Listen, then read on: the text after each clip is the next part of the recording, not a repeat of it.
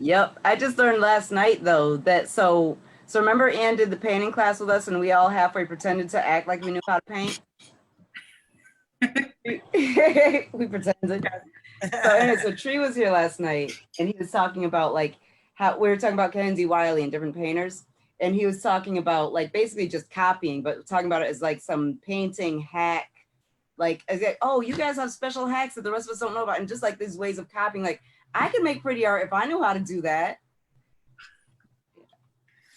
Because we are, Kate, we are surrounded by some of the most amazing visual artists you've ever seen. And like, we'll sit down to have a meeting and I will talk for 90 minutes because that's what I do. And then they share whatever the fuck is going on in their notebooks and shit. And there's like just art, just like gorgeous, amazing art produced. And I've got a lot better than I can do too. I just do stick figures. Yeah. I try. Hey, really, really appreciate you. Miss Hackett is phenomenal, great vibes. And I've learned so much from Miss Hackett and you, Kamora. Just as mentors, teachers, I thank you. I appreciate you.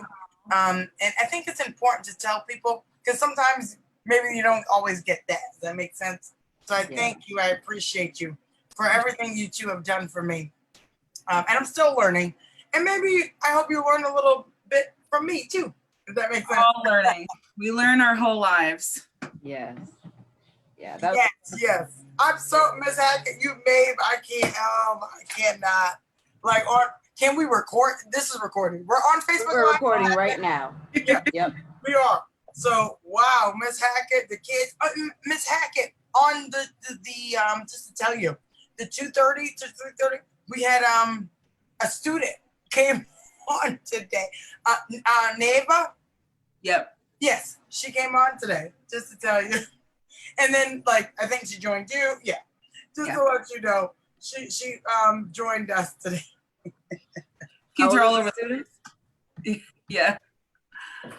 Yeah. They're all over the place. We, some join at 9, some join at 12:30, some join at 2:30. Mm-hmm.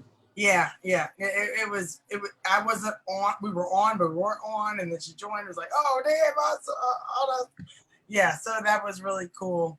But we're here. So thank you. And hey, Facebook Live. Shout out to you, beautiful people. This is the corner open mic. We're gonna give it a couple of minutes. If you're interested, please join us.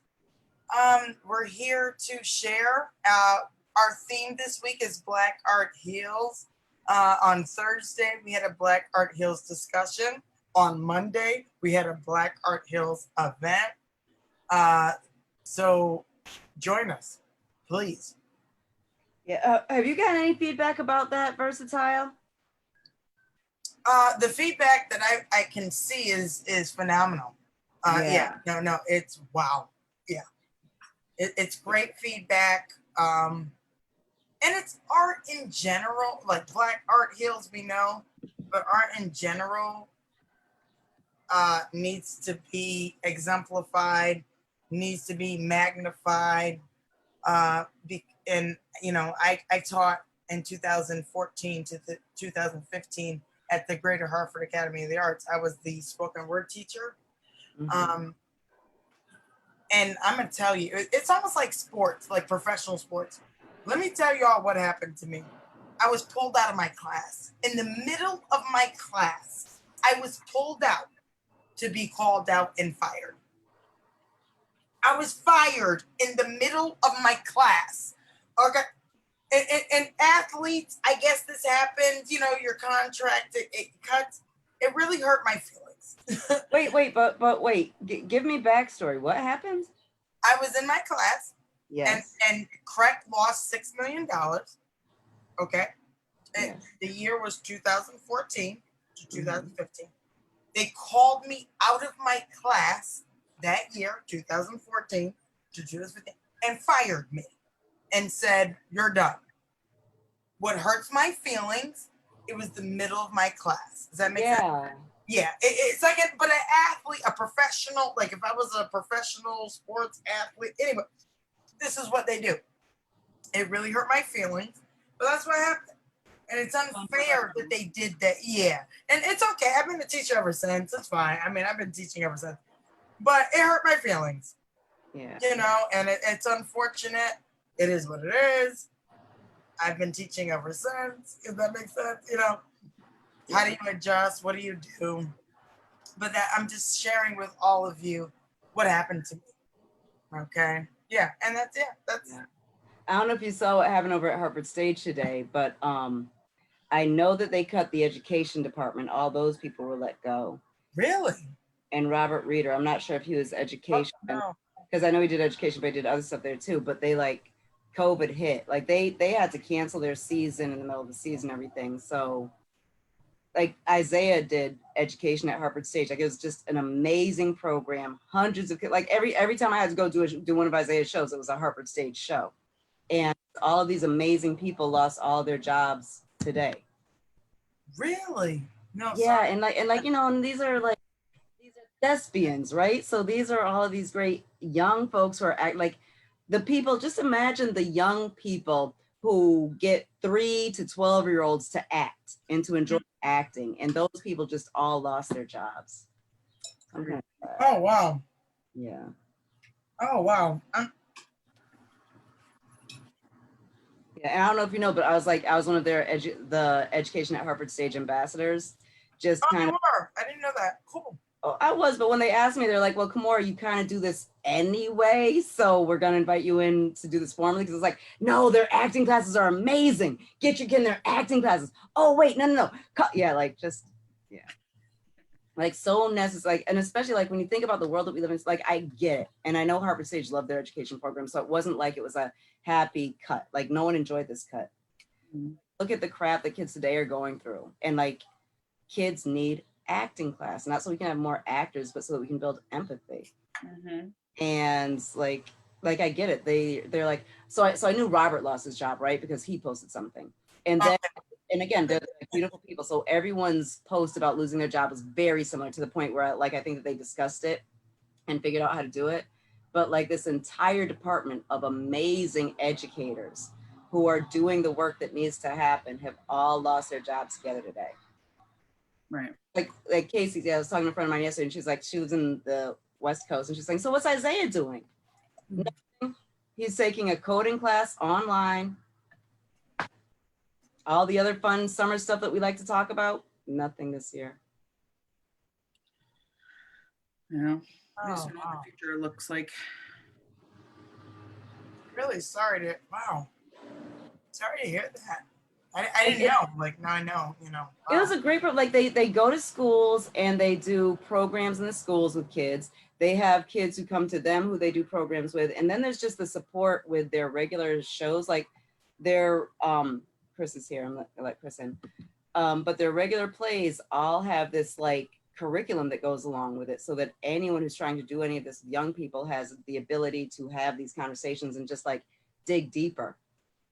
And I'm biased. See, here I go being an ambassador. There's no program. And let me tell you how amazing this program is and how you need to have your kids in this program. But they really always did a great job. Like one thing I think Harvard Stage did really well was bringing in a play that would entice young people to be interested in theater and be interested in like just jumping into the idea of what theater could possibly be. They probably wouldn't have even been able to go into schools this year, though.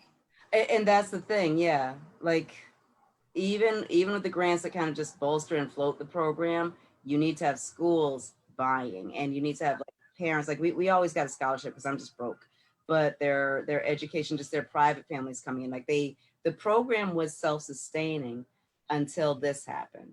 Yeah, I know in my school district they're saying they're not allowing any visitors in whatsoever. Come fall, yeah. We're gonna be running a tight ship. So, do you feel like when you're teaching, is it going to be, of course, in person, but also Zoom? Like, are you virtually? Is that It's going to be all virtual. They already told the families and staff it's all Really? virtual. So even if the kids are in the school, it'll still be virtual. Okay. The kids are sitting in front of me. They're going to be watching pre-recorded lessons on the online I'm not actually going to be teaching in front of them.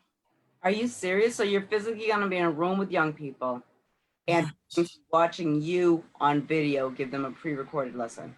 Mhm. Because if we have students at home, they have to have access to the same curriculum. Mhm. And they can't join us live while I'm teaching live, like at the same time. So, Oh. Is that a technology issue or? it's just district policy. They don't want us teaching live. So, Oh. Why not? Just, yeah. So they don't want you teaching live, but they want you teaching recorded? Yes. So that so the the kids children are in front of you in a regular year, you can teach them. right, yeah, like before March of last year. I taught in front of the class, yeah. Or before March of this year, yeah. But- And Ms. Hackett, can I ask, how did it go in the spring for you? You know, when school ended in March, how did it go for you? It had its challenges. We had a lot of students that didn't have access to technology, internet. Okay. You know, even then, once we got them that access, the work was still not getting done. Yeah. Really? Okay. Yeah, we're trying to what we're gonna do. We because we're definitely keeping it. I've got an 8-year-old. We're definitely keeping him home this year. And I think we might end up just going because so Hartford is offering some distance learning. Mhm. I think we're gonna end up messing around and playing with that and then continuing with like the same. So we've got the same COFA kids curriculum that we use. But I want to I love the idea of him maybe someday being back in community with Hartford kids. Be cool someday. Yeah, someday. I don't see it being this year though. Yeah, no. I think this whole school year is going to be virtual at least, if not the following year or part of the following year. Yeah, and the Versatile. I can't even see us going back to summer school next summer. I think next summer it might still be virtual. Yeah, I'm with you. Yeah. But what I don't understand, and I've been running around all day, so I've been too busy to pay attention to anything. But according to our president, schools need to open in September. We need to put the election off because of safety concerns. Can someone you paid attention? What's this? I can't answer it. I can't answer that. So, but Ms. Hackett, can you answer? No, what I'm not. Agent Horn said, I don't get. I think I get it. I don't get it. Go ahead, Ms. Hackett. No, I have no answers. I honestly, I mean, I don't know. Maybe he's just putting it off because he wants to stay in office. Let me be calm. How dare he when he won because of a conspiracy and because of why did he win? He won because of he didn't win. That's it. That's all I got. I'm sorry. I'm upset. I'm very upset. He won because he shouldn't have won. He won because they cheated. He won because he shouldn't have won. That's why he won. It's a mess. It's a mess. So now this time he about to win again? For what? I don't know. I haven't read much into it, but I can't see them being able. I can't see them doing that. I can't see them putting it off. Yeah. I'm concerned about that. I thought at first, I've known that he's been wanting to mess around with the election. Right now, I don't think he can do it, but I really want to keep my eyes on this. I definitely already applied for my vote by mail absentee ballot. So Oh, you did? yeah. Wait, how do I do that? I guess I got to do it too. I don't want to do it, but I guess I got to do it too. I did that. As I had attended, I don't know if you saw this, but that NAACP Youth in College division put on a Black Civic summer course this summer for 5 weeks. They did one night each week. And one of the nights was Black people versus politics. And they talked about the whole vote by mail, the absentee ballot, and making sure that you're really trying to do it that way so that you don't have to go into the voting locations. Because I guess Nice. I haven't seen it in our area, but I guess in some areas they're closing down voting locations, which is causing issues because then it's forcing people to go to longer distance, they're further away. Yeah, it's all gonna be jacked up. Yeah, right. I don't know. I would look into the vote by mail. That's what they told Okay. me. Like really recommending to, put in for that and send that in. Yeah. Vote by mail. All right. Yeah, some countries do it already. Like that's their thing. Like you're 50 miles away from a voting poll. So some countries, not countries, countries, some states do that already. Yeah. But just getting to the understanding that it's ridiculous to ask you to figure out how to go vote if you've got to go 50 miles to go vote. That makes a lot of sense. Yeah. And they're doing it in communities where if those people did vote, it would push the election the other way. Yeah. You know what I mean? So I don't know. It's just something to keep your eye on. But the class I took was really, a weird year. Like yeah, the exactly. fact that it's a census election. Pandemic. Wow. And I just want to say hi, Olu, and hi, Yo-Yo. Thanks for Oh, joining yo. us. Chris, that's a real picture of the And river of from course, his Chris. Wait, Blackboard. he's at the river, isn't he? I thought that Yeah, was Chris, you look like you're Oh at the yeah, we're at the river. yeah, the river. Tell us about the river. I What's know going that on? dashboard. Yeah, that's Ian Hey, we Go! like those people. Hey. What up, family? What's up, fam? We're How pre-bagel y'all run. doing? This is a pre-bagel run show. You know, Do you mind telling Kate, Miss Gotta do Hackett, my work. what the bagel run means and what that is, please? Clearly they mind. Well, oh wait, who's selling this? you. Oh, okay, I'm the bagel Precisely, lord. precisely. All right. Anyways, let me put my glasses down so I'm cooler. Well, thankfully and graciously, between rounds in Vernon and Manchester, they give us bagels that we then redistribute to the community, and we also take some, especially those cheddar bagels. Woo! Cheddar bagel. Oh yeah, so we're going to pick those up, and yeah, we'll have them on Saturday. If anybody's watching, come to Come 75 through, Sterling man. Street, get some bagels, see the space, get some juice, Get build some with us. art, and So Nice. Miss Hackett, 75 Sterling Street in Hartford. If you could even spread that, if you can come, that would be great. If you can help out with spreading the wisdom and the knowledge and what we're doing, it's 75 Sterling Street in Hartford. Okay. From about 10 to 1, we pass out free bagels, and tomorrow from 12 to 4, we have our Black Art Hills event. So we're gonna What's have that? vendors, and we're gonna have black art that heals. Okay. and just to make sure you understand, we had a Black Art Heals conversation on Wednesday night, which we do every Wednesday in general, a community conversation from 6 to 8. And then we had this phenomenal event on Monday. Okay. That was from 5:30 to 7 about Black Art Hills. I mean, we had people from all over the world. We have over 1,000 people tuned into this event. So our theme is Black Art Hills this week. Just for those of you who do not know, we are the KCC. We are a Black LGBTQI community center. And again, What? yeah, just to tell y'all, we What's have that Q stand for? the Quintessentially, yeah, got me. LGBTQI community center, Black LGBTQI community center. I just want to make sure you have understand. And on Wednesdays, like I said, 6 to 8, we have community conversations. And every other week, bi-weekly, we have our open mic that I host. Shout out to Kamora Harrington. She's the sugar honey iced tea. She's the visionary. She's Okay, wait, let me make that go away.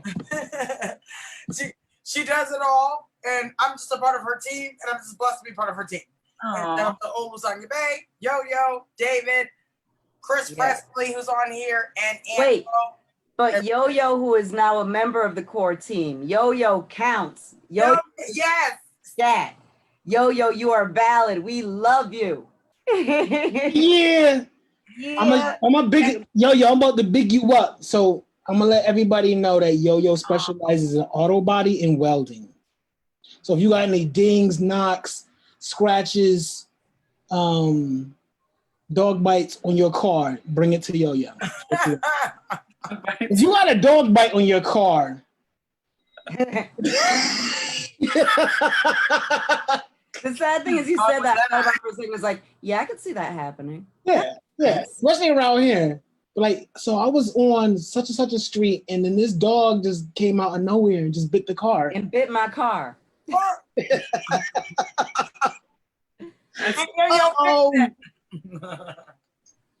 I could so see that happening. Oh no, better get Mako. Right. So has anyone seen Beyonce's new movie yet? What is it called? Black is King. What? Yeah, Versatile, you wrote it down today. Did you write it down?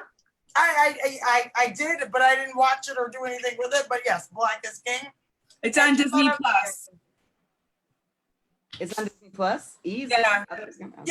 Disney Plus. Yeah, the Disney Plus. Yeah. Yeah. Has anyone watched Disney Plus? I've never watched. Yeah, we've got it. Of course. I mean, you got a little one. so I got an 8-year-old. I only I bought watched it it the just first to watch Hamilton. Yeah, me too. I didn't even watch that.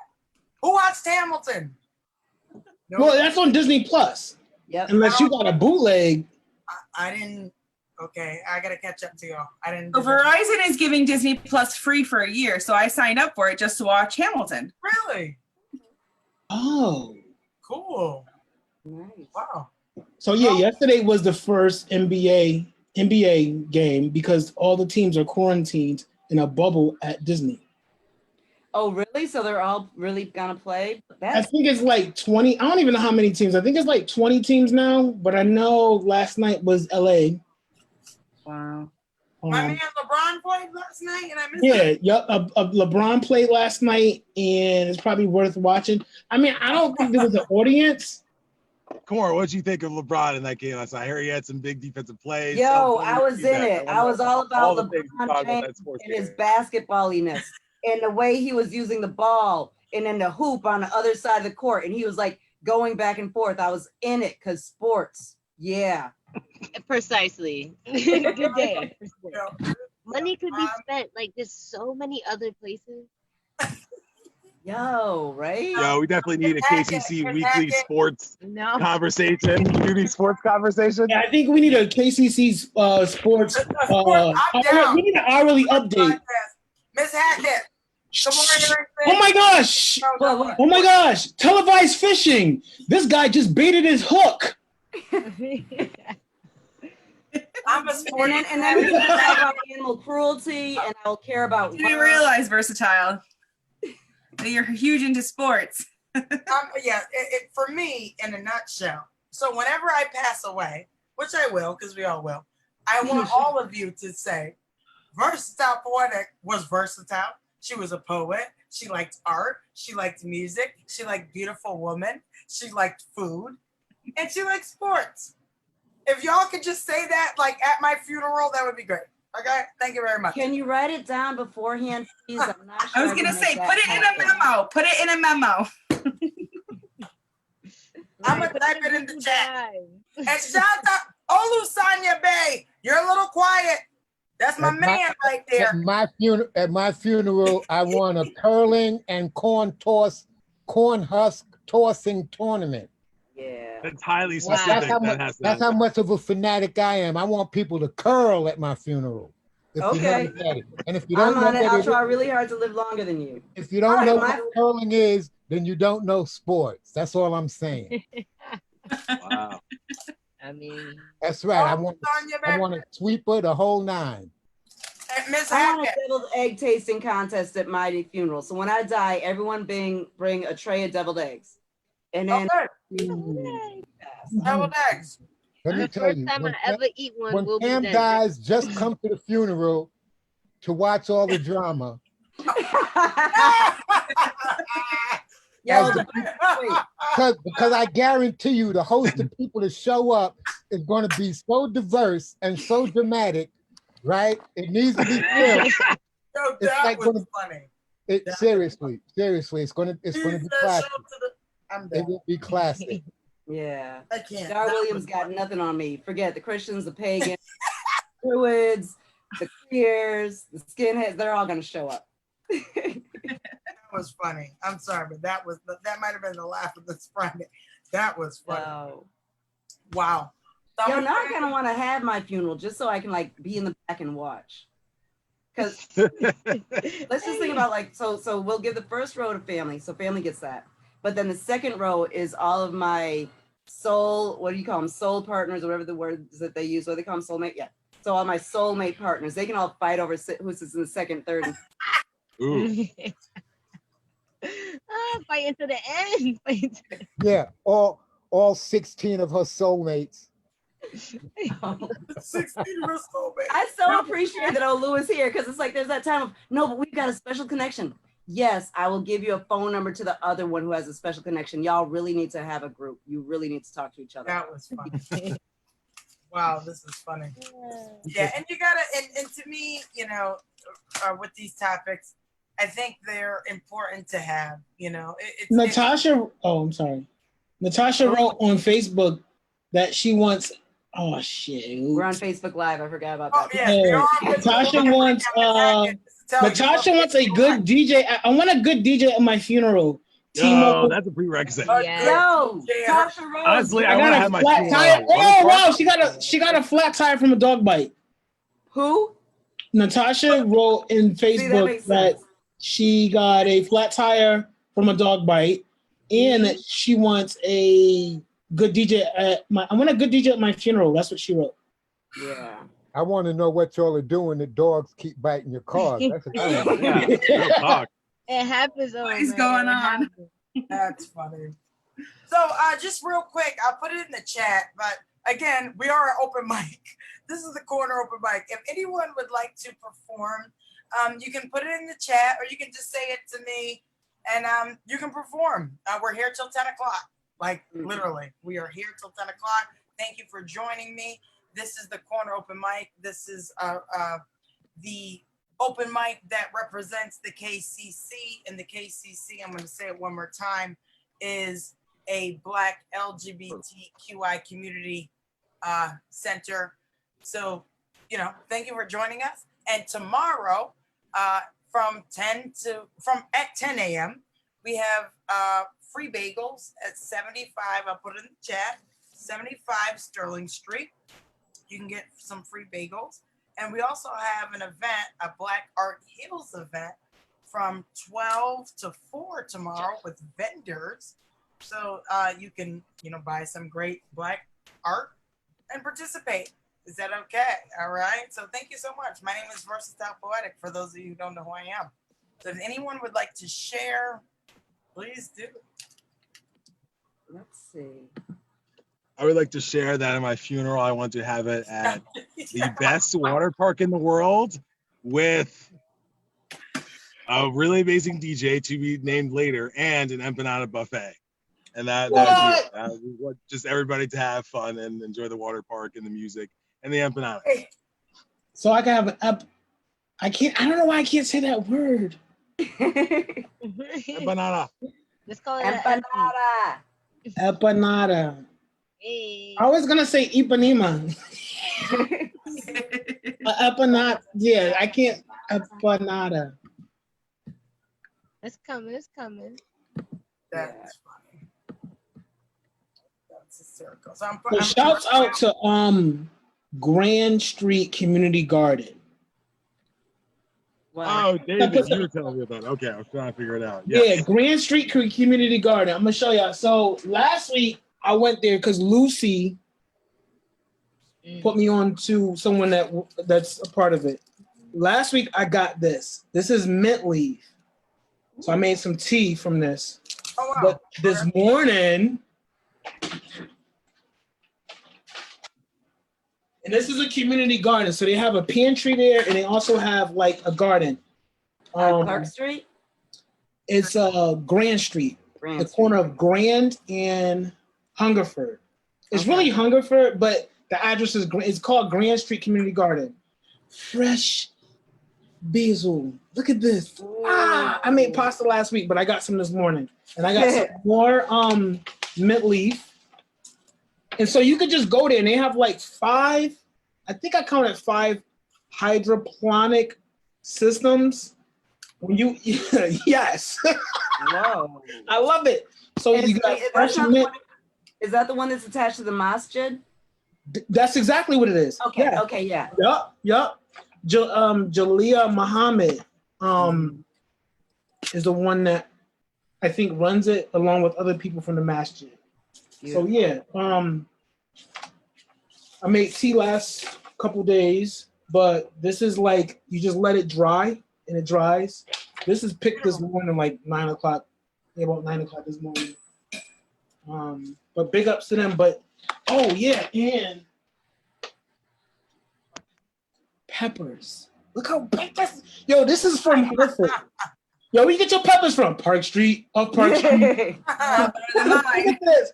And it's free. You just go there and just cut and take stuff. And they want you to just go in there and take stuff and cut it and take. I think I got, I don't know where it went. Either way. But yeah. Oh, I need to go there. Do they have any tomatoes? Yes. They have regular sized tomatoes and cherry tomatoes. Nice. They have Swiss chard, collard greens, broccoli, oregano, all the types of herbs I could probably name. Oh, wow. I guess it's some type of plant that does whatever it does and you can eat it. But then the seeds make cilantro the next season. I don't know what that is, but she was telling me about it. Then there's, did I mention cabbage? No, you didn't. Oh, yeah. Cucumbers, spinach. I don't know about spinach. But I'm finding I have a hard time with growing greens because I don't know when to pick them. So like I just had a whole bunch of spinach that went bad because it flowered because I wasn't sure when to cut it out. It's some type of, there is a science to this whole growing stuff. I didn't realize until someone told me about the mint. You have to take the mint before it starts to flower. If you don't, it's gonna taste really funky. Yeah. That's the same with the spinach. You have to take it before it flowers. The mint, yeah, because the mint will start to butter flower. So I think the flour will make it taste funky. Like you're not gonna want to use it. Interesting. And that's the same. And then when you pick any types of herbs, that middle stalk, you don't want to cut that. You want to take all the branches and all the other ones around it. Oh, they also have oregano. Yes, they have oregano. Oh wow. Oh yeah, here it is. I forgot I let it dry because I was making some other stuff. So this is the oregano. Smells like I got a pizza in my hand. a little I don't know where we're going for dinner next week. Right? So like this is just inspiration when Stoner Street pops up and we start having vegetation. Like it's just yes. That's nice. I can't wait. So Miss Hackett, just so you know, we have a garden sanctuary, 75 Sterling Street, and as we mentioned on Saturdays, we pass out free bagels. That shout out to Ango, Kamora, and Chris Presley. They go get these bagels from between rounds that they would be throwing away anyway, and then we give them out for free. At 10 a.m. So it's about 10 to 1. And so tomorrow we're doing the bagels, but we're also doing a spinoff of Black Art Heals that we did our theme for this week, an event with vendors tomorrow. Also at the end of our street, we have there's a phenomenal Black man who has juices that he makes, and he has his own menu, and we buy his juices. And he cooks food. So like it's fun on the same street. And it's Knuckles. Why Knuckles? Knuckle and Thigh? Knuckles, what is it? Can y'all help me out? Thigh? Chris, Knuckle and Thigh? Yes.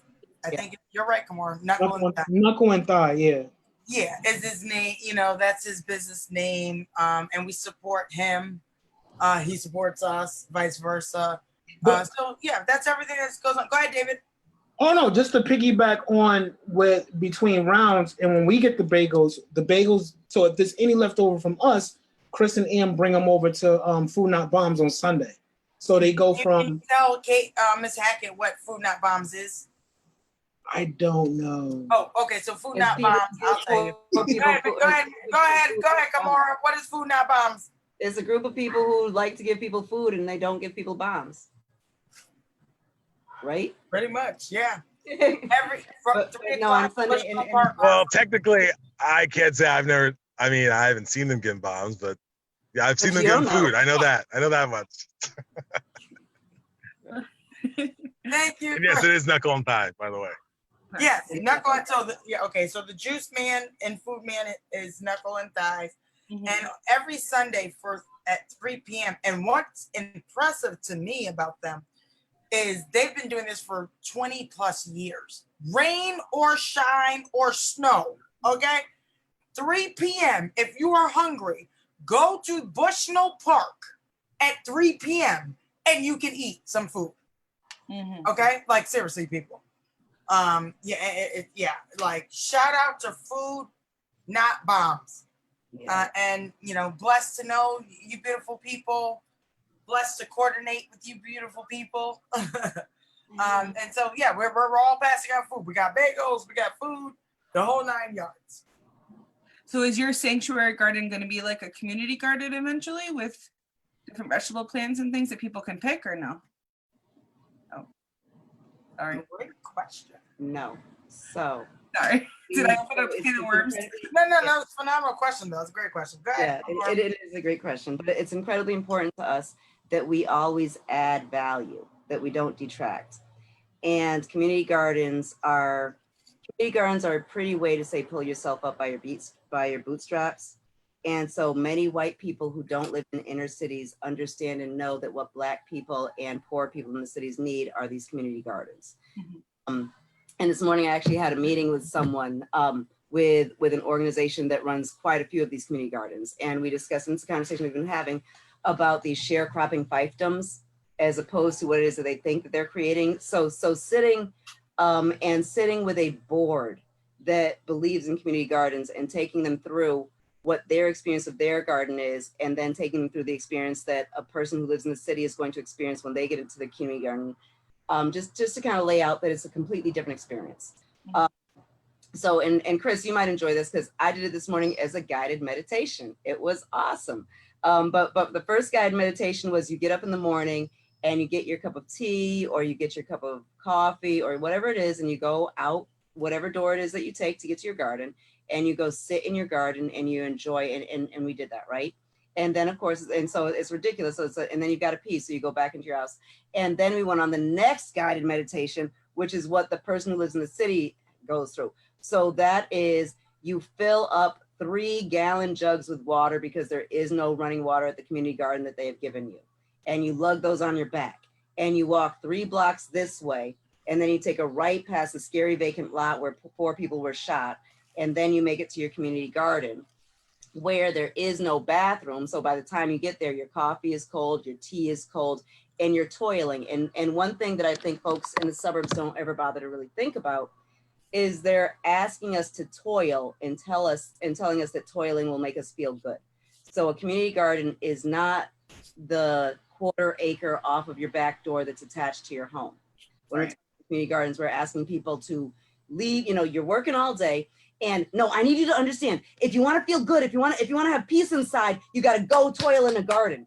And we aren't taking into account what it takes to get to that community garden, as opposed to what it takes to have our own garden. And then this idea of like the amount of money that it takes, like, what was it, a couple of years ago in the Atlantic magazine, someone wrote about their $500 tomato. And it was a beautiful article, but it was about a suburban person who he decided that he wanted to step into building a garden. He talks about, building the beds and bringing in the soil and then like all the stuff he does. And so got to the point that crop that year was 1 tomato. And he talks about his $500 tomato. And if you have $500 for a theoretical activity, then that's a beautiful story. Mm-hmm. And if you bring in $780 a month and your expenses come to $1,200 a month, and all of the good, nice white people are telling you that if you just had a community garden, you could care for yourself, that's abusive. Mm-hmm. And then we get to the actual community garden. So you've got the nonprofit that figures out a way to give us these little sharecropping fiefdoms. And I get my raised bed, right? So first off, if I'm lucky, people are giving me seedlings. And one thing that we have done at the KCC this year is we have given away so many vegetable seedlings. It's not even funny, that's great, right?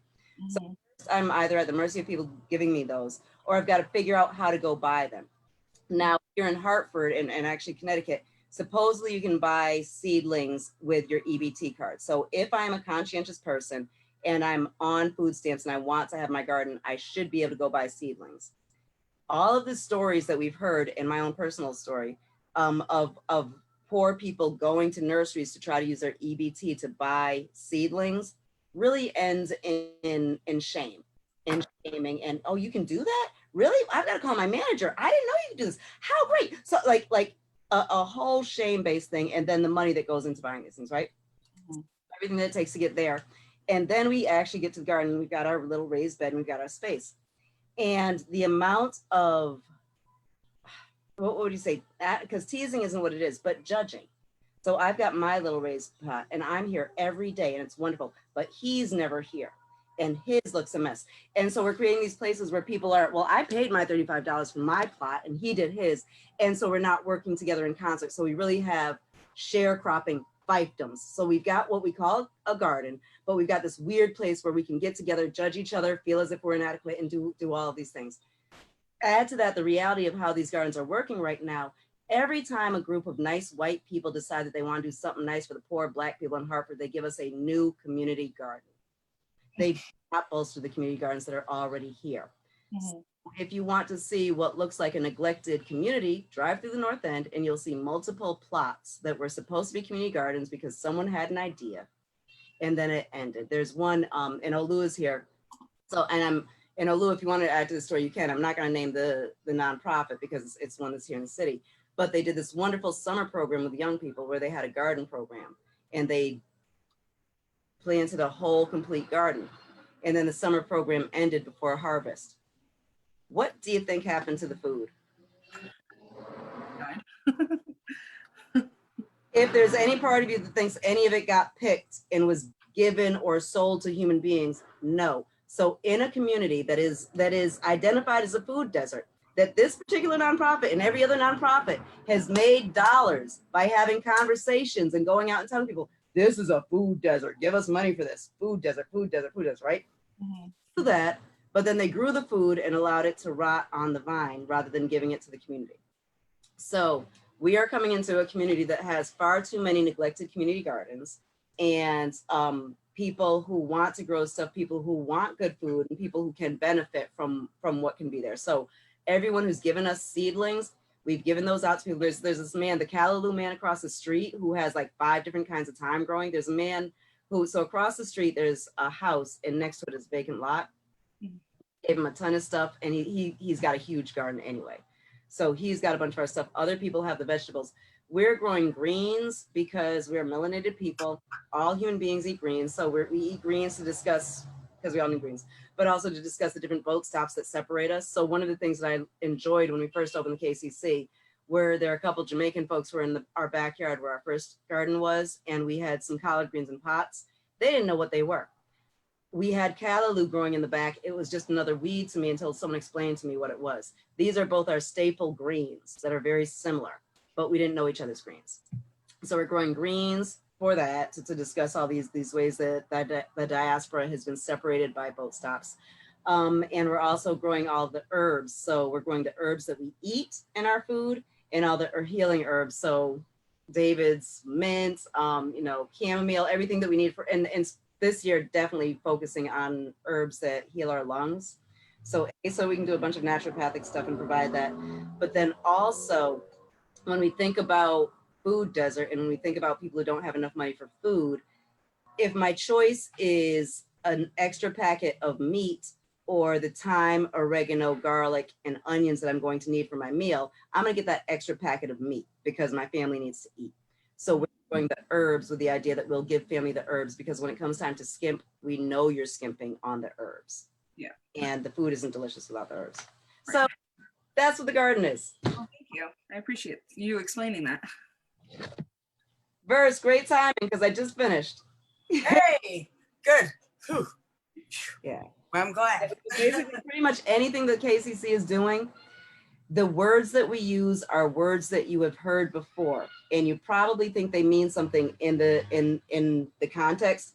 Step back and look at them, because an issue that we've got is defining the work that we do, because the words that we have don't really define what we do. Got it. And again, KCC, I just want to say, between Miss Hackett, Angel, who's joined. I love what I do because I've had people who I'm personally friends with on the side and they've joined me. Does that make sense? And they've got to meet you beautiful people too. So I'm very, thank you, Miss Hack. Like, wow, like you really blew my, like, I can't even believe you're here. Like, you really have blown my. Well, thank like, you for inviting me, Versatile. That's more. You're welcome. You're welcome. The invitation out there. So yes, thank you for joining. Yeah, and you invite people. They see it. Sometimes they join, sometimes they don't. But thank you so much for joining. I really, really appreciate it. And this is my team. These are people who are not just friends. These are family to me. Like, seriously. So you are part of some great people, family right now. And I hope you learned something, and maybe they can learn something from you as well. So we are in the open mic. This is the corner open mic. Hey, Facebook. Shout out to y'all. Thank you for joining us. Olusanya Bay said he wanted to do a poem. So I would like to let Olusanya Bay, who's also my mentor, share with all of you. And if you're interested in sharing, you can, hit me up in the inbox, or you can say, okay? So Olu, I'm gonna pass the floor to you to show out for everybody. Okay, this is called P for Poem. While conversating with trees, I watched as they got drunk from wine-colored leaves. I sipped on sunlight. Transformed by melanin, half-baked, I receive revelations through my skin.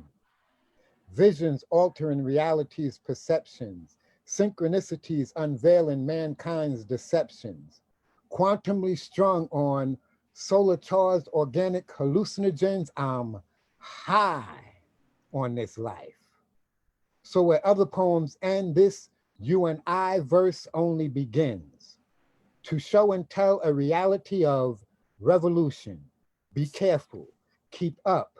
Our Mother Earth spins for a reason, due to knowledge. For everything in life, there is a time and a season. For real, y'all. The time for boycotts, marches, and sit-ins is over. No time left for protest, only solutions. The hurricanes are the prelude. Now him, he, me, that sun you see is about to go supernova. America must pay for its sins. So I spit fire through words that burn. If we stop giving away our power and take responsibility, our world will take a turn for the better. But until it does, his words will get hotter and her storms more wet. We've only just begun to put an end to the divided and conquered mindset and a return to the one. This little ditty called P for poem is so you don't forget. If we don't do it, it ain't gonna get done. Yeah, all of that I just said from a little drink of sun. Cheers. Here's to freedom. Wow. That was. Yep. Posh, I hear you. That sounded like you, Posh. Yo. Oh, that was amazing as always. That sunlight, you went man. so many That places, sunlight, bro. it does things. You gotta go out and get that sunlight. You'll trip. Wine-colored leaves. I'm high on this life. Show and tell reality of revelation. America must pay for its sins. Storms are more wet. P for poem. If we don't do it, it won't. It don't pretty much. It won't get done. That's what those are the notes I took if anybody else wants to share and react to that. P for poem. Wow. That's what I got for y'all. Oh, look, can I ask you, when did you write this?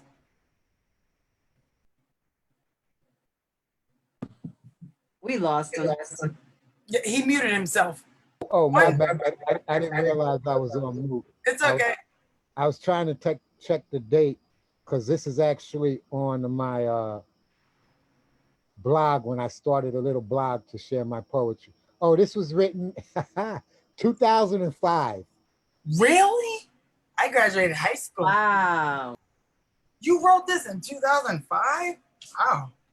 2005. Well, you know, so I have a lot of poetry that I never share with people because I generally only like to do love poetry.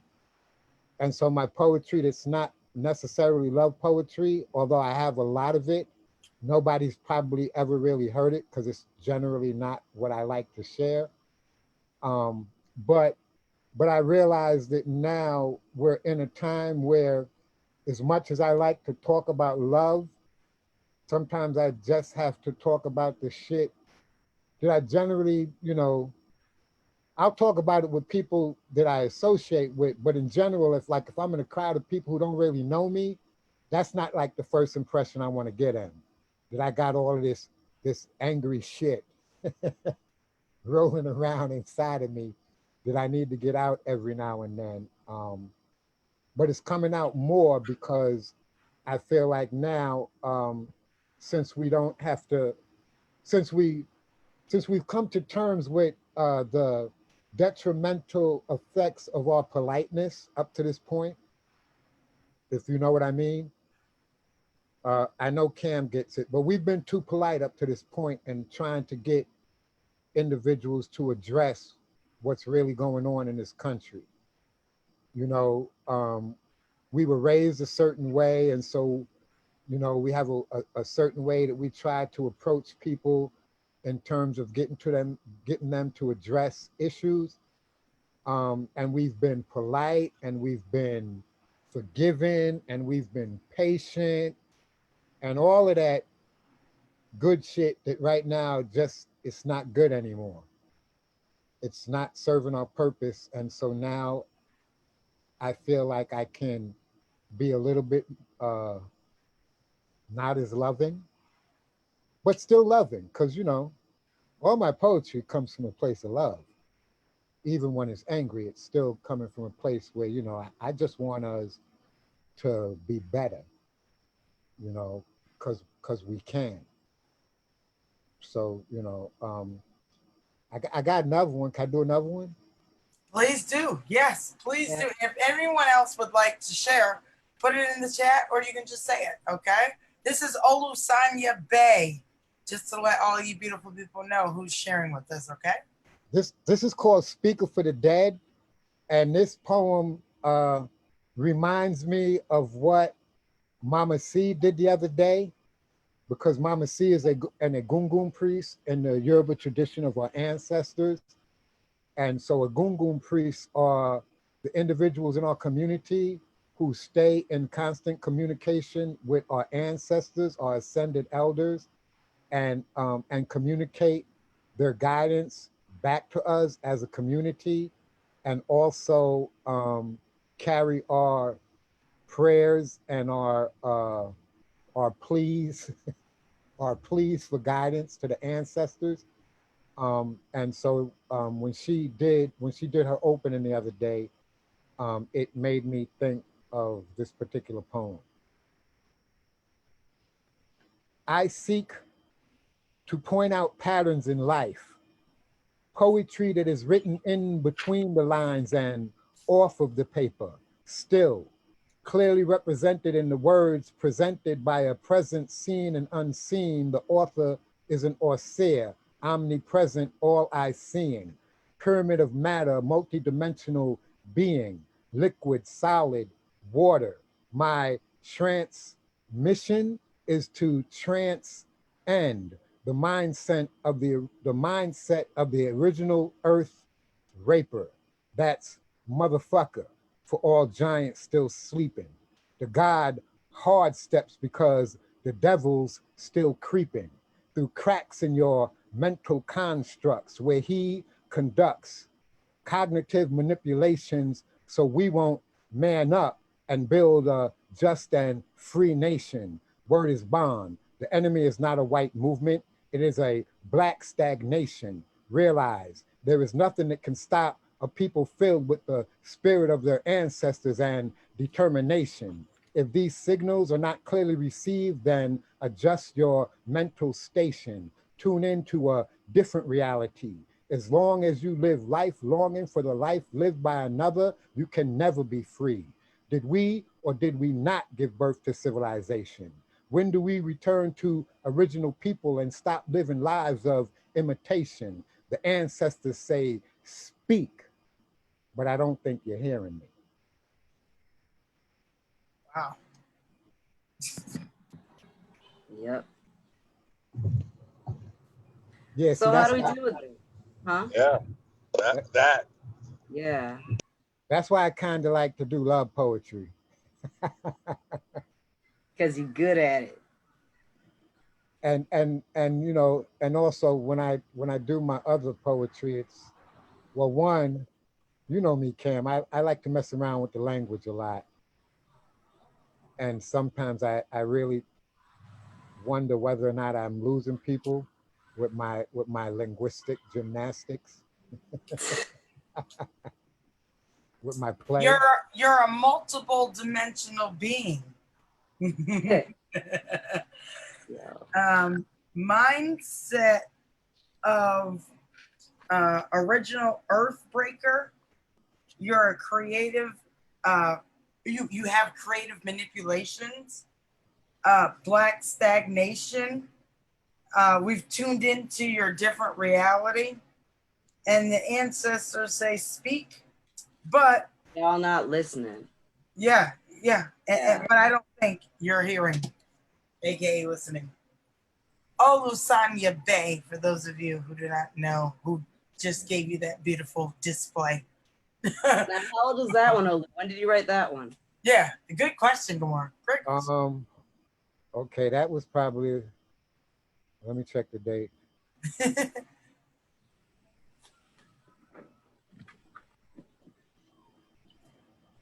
And so I really like the fact that I kind of get a chance to, oh, that was 2005 too. Oh, wow. Okay. So a lot of this was around, this was like MySpace days.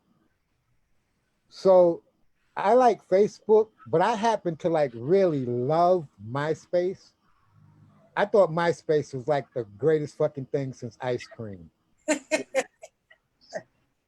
Because it allowed you to make your space so personal. Facebook allows you to share a lot of stuff, but Facebook doesn't really allow you to personalize your page the way MySpace did. Like you could make so when somebody clicked on your MySpace page, it was almost like they walked into your living room because you could customize it so much. You could have your playlist playing, your artwork up, you know, your poetry or whatever posted. It was like inviting somebody into your living room. Facebook is sort of like that, but not so much. Facebook is more like you're inviting them into that part of your house that's in between the front door and the living room, the voyeur, or whatever it's called. Facebook's more like that. They're almost in, but not quite. Yeah, that welcome room. Right. The parlor. Right, where you're taking their coat and hat, you know, and you haven't quite got intimate yet, but you know, it's a beginning. You're connecting at least, you know. But a lot of this poetry I was sharing on MySpace. Mm-hmm. So a lot of it comes, especially like what I call the angrier stuff, because I was a lot angrier back then. You know, I'm a little older. I'm chilling out. I'm trying to pass the baton because my knees are acting up. You know. Thank you, Olusanya Bay, for that. Honestly, MySpace is where I got Versatile Poetic from, to tell you the truth. I would change my name. You know, you can change the name. So it was like Poetic Destruction.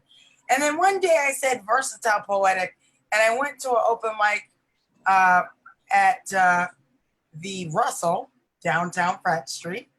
And, you know, you sign up for these open mics. And I wrote Versatile Poetic, like literally just wrote it on the list. And then I performed, and I had a great response to my performance, and it just stuck.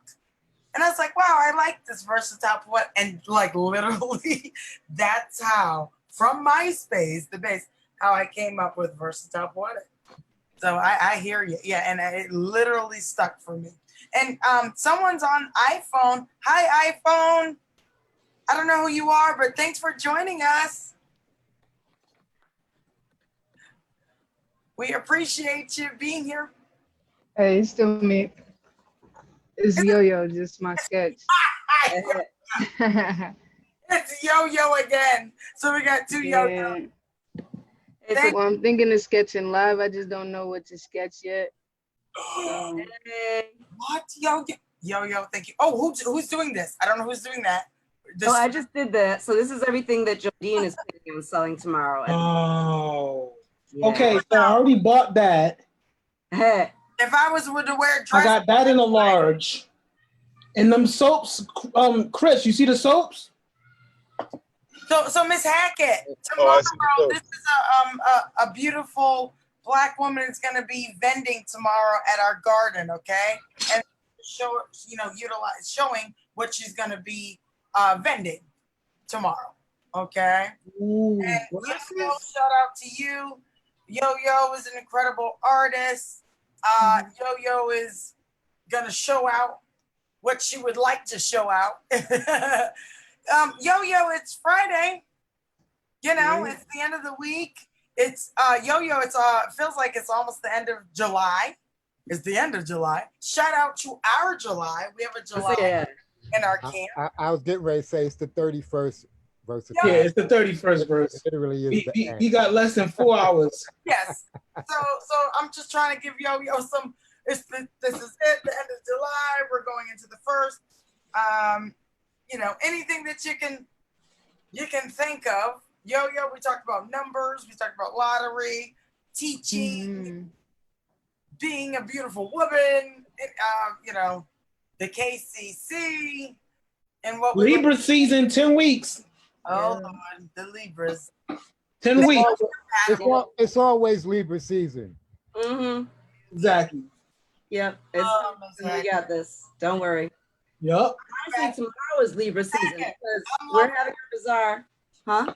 I'm lovers of all these people, Ms. Hackett. Kamora's my lover. Olu's my lover. I mean, you know, all of them are my lovers. And we love her, though she isn't exactly a Libra herself. I'm a Sagittarius. I'm special, but I'm compatible with all these beautiful people. That's okay. I'm a Taurus. I'm not in that group either. Woo, woo. But Verse, you're a November Sagittarius? Wait. Verse, you're a November Sagittarius? No. I'm a December 1, December 4th, me and Jay-Z, aka Beyonce's my wife. Yeah, you know?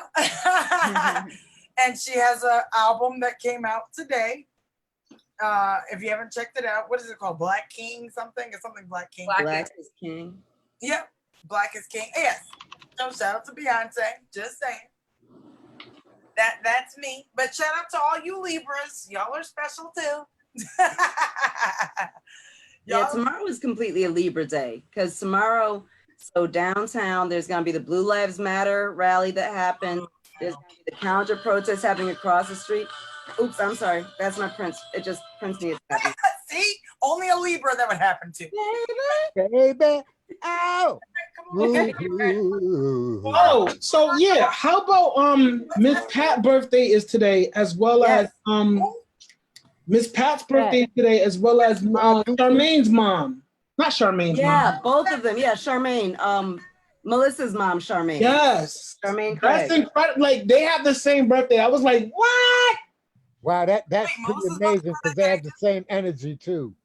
Yeah. Yes. Wait, time out. They're like two. Okay, next year the KCC is celebrating them. So tomorrow we are going to bring them up, but next year we're going to have a party for those two women. Yes. Black We're gonna woman. call it Team Light Skinned. Does that work for you? Yes. Yes. The elders. The elders. I prefer Team Redbone.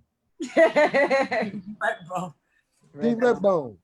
Our Oh, Redbone elders. We celebrate their truth. what's a red bone? I'm just asking. I'm just curious. Well, You serious? Or you asking I that had just so because you many asking? answers. Wait. It's here, David. I'm a teacher. We're educating everything. No, seriously. You asking that for yourself or you? David, I'm asking it in general. Oh, okay. Come on, David. So- be with me now. Come on now. So, What is a red bone? for your generation, Redbone would be light skin. But in our generation, we said Redbone. We didn't say light skin. We said Oh, okay. Redbone. Yeah. But what's light skin? Because I've always considered myself brown skin and got cussed out for it. So Light skin is a waste of time. Yeah. Well, versatile. You're kind of like on the border. You're on the border between Redbone and light skin. Yeah. They still gonna make you pass by the paper bag before you go in. Yeah. You don't just get the walk in. You don't just get to walk in. Hold on a second. Right. So now, Chris. Yeah, but wait, Versatile is planning all her parties in December. She knows she can get in December. Wait, this party's in May. I might not make it in. Yup. Right now, good. Chris, are you taking notes? This is part of our pigmentocracy episode. Yeah. Oh, again, I forget that we're live on Facebook. yes. I was about to go to like every octoroon, quadroon, waist to light skin comments I've got, but I don't do that in front of strangers. This is fun. Well, So Miss Hackett, Okay, so for all you strangers, my name is Olusanya. Her name is Kamora. Versatile Poetic David Chris. We're KCC. Get ready. This is the shit. This is the type of shit we talk. Oh, pardon me. This is the type of crap we talk about. Exactly. Saying. Yeah, we're inappropriate as hell, but it's a lot of fun. Google us. Ooh, this is funny. Yo, yeah, I told Olu that I need that shirt. Like, I seriously need a shirt that's got my face on it and it's got to say, Google me, bitch. I need that shirt. Miss Hackett, the reason why, because David, he picks up now. I was trying to, it's all for you, Miss Hackett, just to have an understanding of, what we're about, where we're coming from. Hey, Chris. Hey, Posh. Ooh, Hey, Greg, what's up? Hey everyone. Look at you looking all sexy and half dressed. Thank you. It was my birthday this week. what? Happy birthday! Thank you. What day was your birthday? Tuesday. For real? Happy belated birthday, Greg. Thank you so much. The day after, so your birthday was the 26th? The 28th. 28th. I'm joking. The 28th. The 28th? Yeah. Really? Oh, wow. Happy belated birthday, Greg. Thank you so much. How are you doing? Well, welcome. This is the Corner Open Mic. We had Olusanya Bay perform for us before you joined. And we're just having a discussion right now. If you or anyone else that you know Greg would like to perform, please put it in the chat or just say, and we're also live on Facebook, okay? Thank you so Awesome. much. Thank you.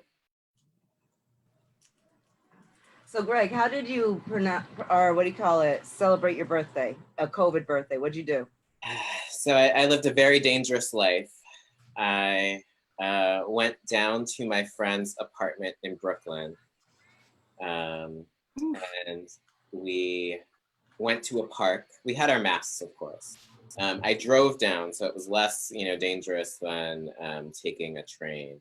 But yeah, we went to a park, kind of hung out a little bit. I came back on Sunday, had lunch with a friend who's been staying pretty socially distant. We had lunch on Tuesday, and then I had dinner with my mom and my sister Wednesday. Did you go to Prospect Park? No, I went to Marsha P. Johnson Park. Okay. Yeah. Yeah. I was excited to see that That was a park, by the way. I was gonna say, yeah. What piece of land did they name Marsha P. Johnson? It used to be, I think, East River Park. Okay. Yeah. And so it's right there. I think it's Williamsburg, maybe Bushwick. I'm not entirely sure. Yeah. I think it was Williamsburg. Nice. Oh. That's awesome. Well, so Greg, may I ask, how old did you turn on the 28th? I am 33 years old. You're my age. We're 33 like Scottie Pippen and Jesus Christ. I was like, don't leave Jesus Christ out there. Don't go to your sports place. Right, Scottie Pippen and Jesus Christ. Because when I think of one, I always think of the other. There we go. You know, Cam, that's because you've never seen Jesus Christ dunk. No, I haven't, but I have seen Prince dunk. If you had seen Jesus Christ dunk, you'd know why Versatile compared him to Scottie Pippen. They had very similar form. Ooh, that was fun. This is funny. If you do all that in Birkenstocks, though, that's kind of cool. Ooh, this is funny. Do you know, like, I'm rolling, like I'm sitting in front of y'all, but I'm rolling around the room right now, laughing so hard. This is funny. Scottie Pippen and Jesus Christ. Greg, it's us. We're 33. Yeah. And okay, can I ask those of you who are older than 33, can I ask you one question? Do you remember, can you tell me one thing that you remember when you were 33? Ooh, what a question. Yeah, what year was that? Oh, shoot. God, what year was that? Well, I remember, wait, so I remember my third one. You're like, wow, that's one of them. When you were 33, for those of you who are older than 33, can you please tell me, what do you remember at 33 that you did or learned or didn't learn? Yeah, that's all. Sit on it, think about it, and get back to me later. Thank you. We were in the corner open mic.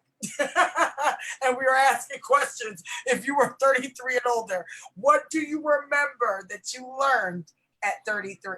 And could you give me some advice? Because I'm now 33, and so is Greg. What should I not do? This is great. I love this. Oh, okay. So I'll go. Good. What did I learn? Go ahead, David. Shoot. Can y'all hear me? Yep. Okay. What did I learn? That I was responsible for myself. Okay. Okay. Friends are important. Family's everything. Okay. Gosh, this was 2007. Mm. So yeah. Yeah, that's pretty much. I can't. Yeah, it's. So you were responsible for yourself, and you mentioned friends and family. At 33, from what you can recollect. Right. Okay.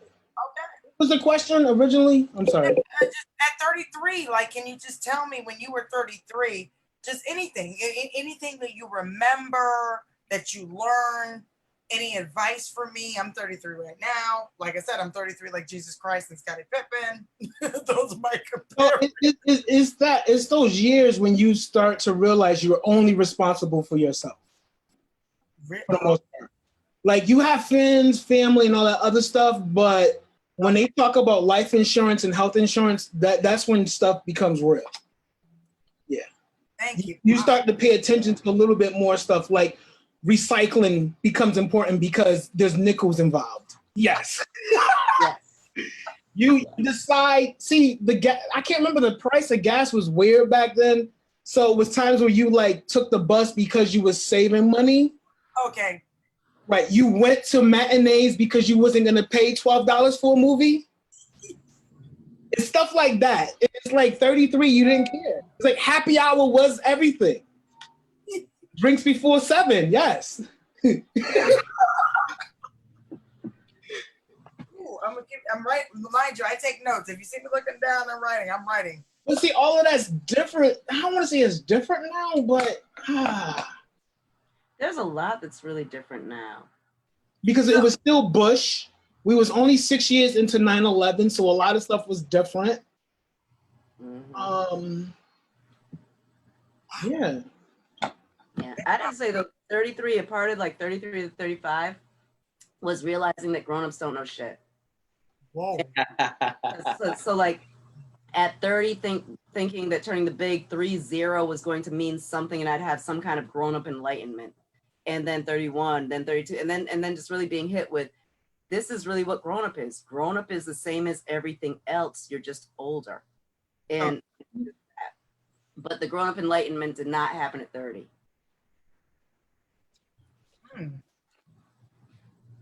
Oh. And I was real sensitive to the weather. Not yet.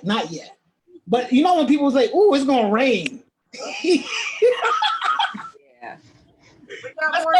That stuff is real. But like, it's gonna rain. I can feel it in my knee.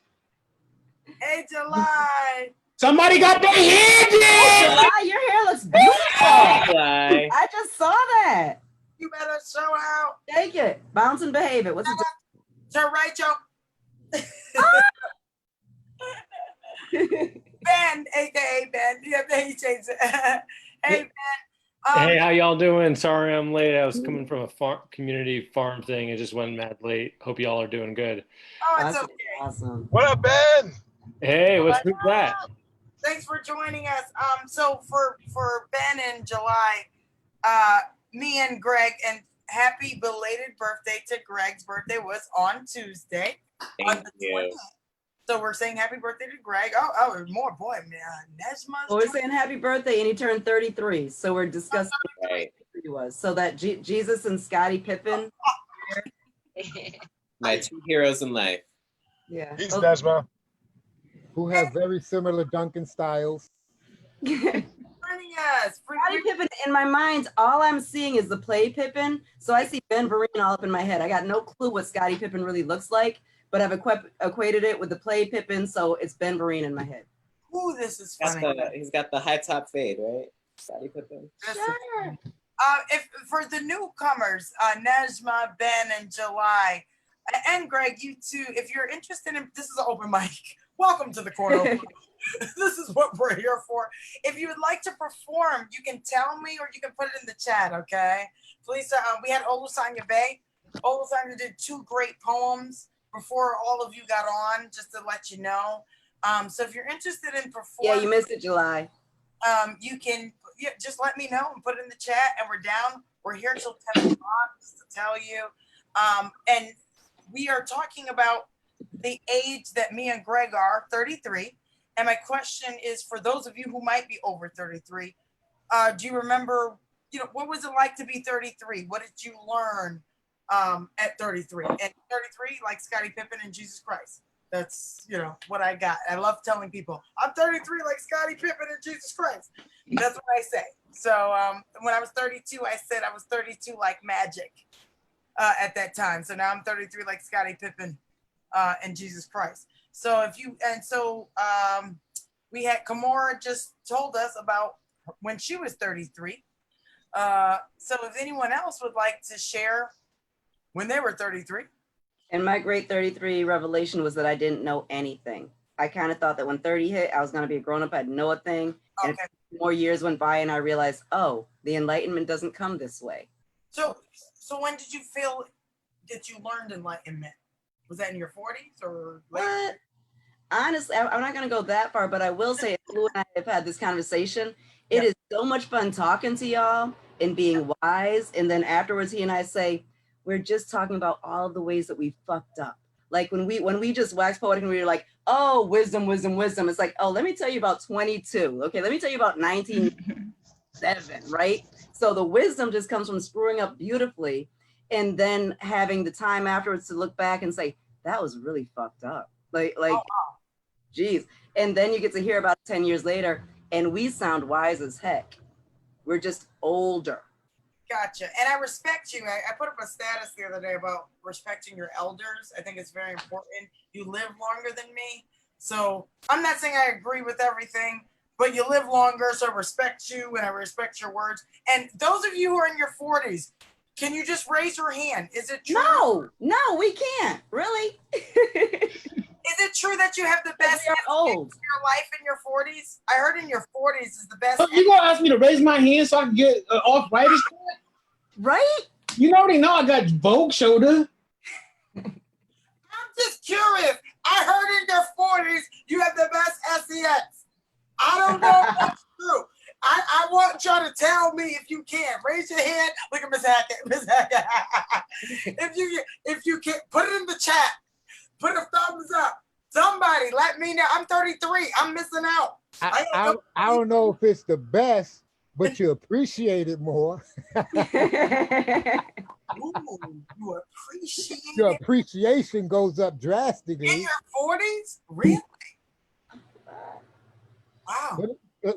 So let me put it this way: when you are what they call young, dumb, and full of cum, you're not really looking at it in the same way. So although it might be better in terms of maybe physicality, in terms of appreciation, it's probably not being appreciated as much as it probably could.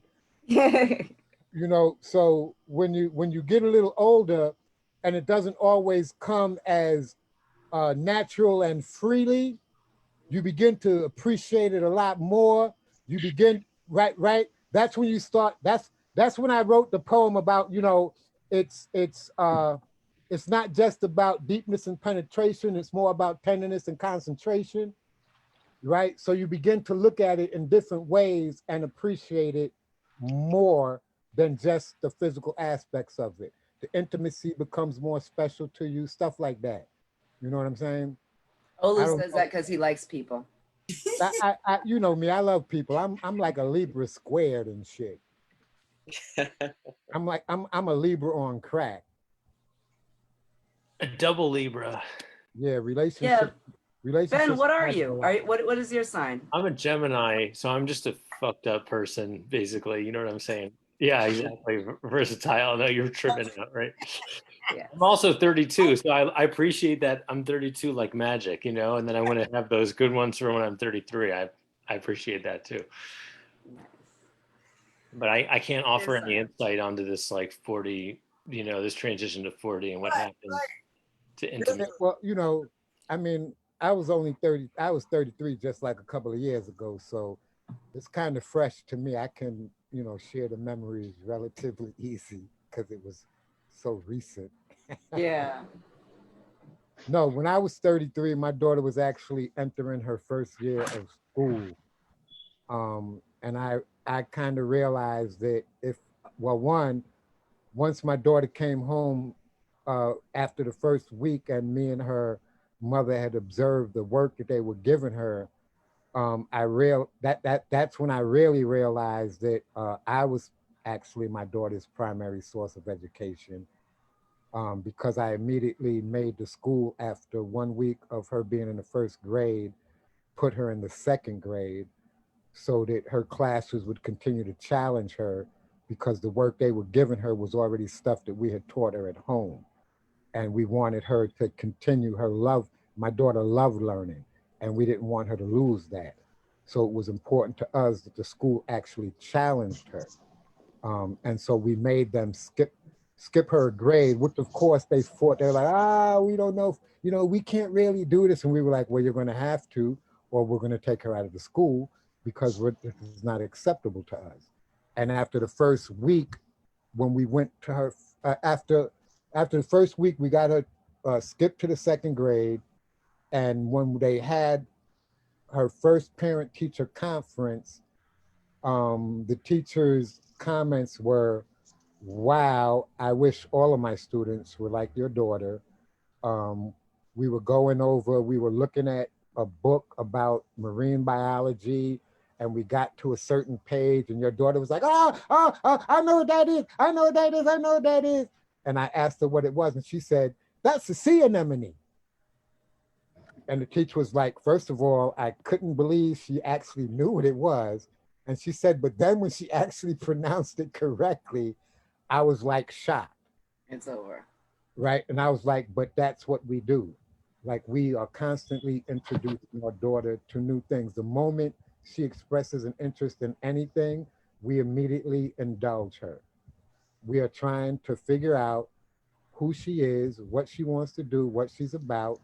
And so we're open to whatever she decides she wants to explore, you know, and lived in her school from that point on. Like literally, I was in her school because that was one of the things I also realized too.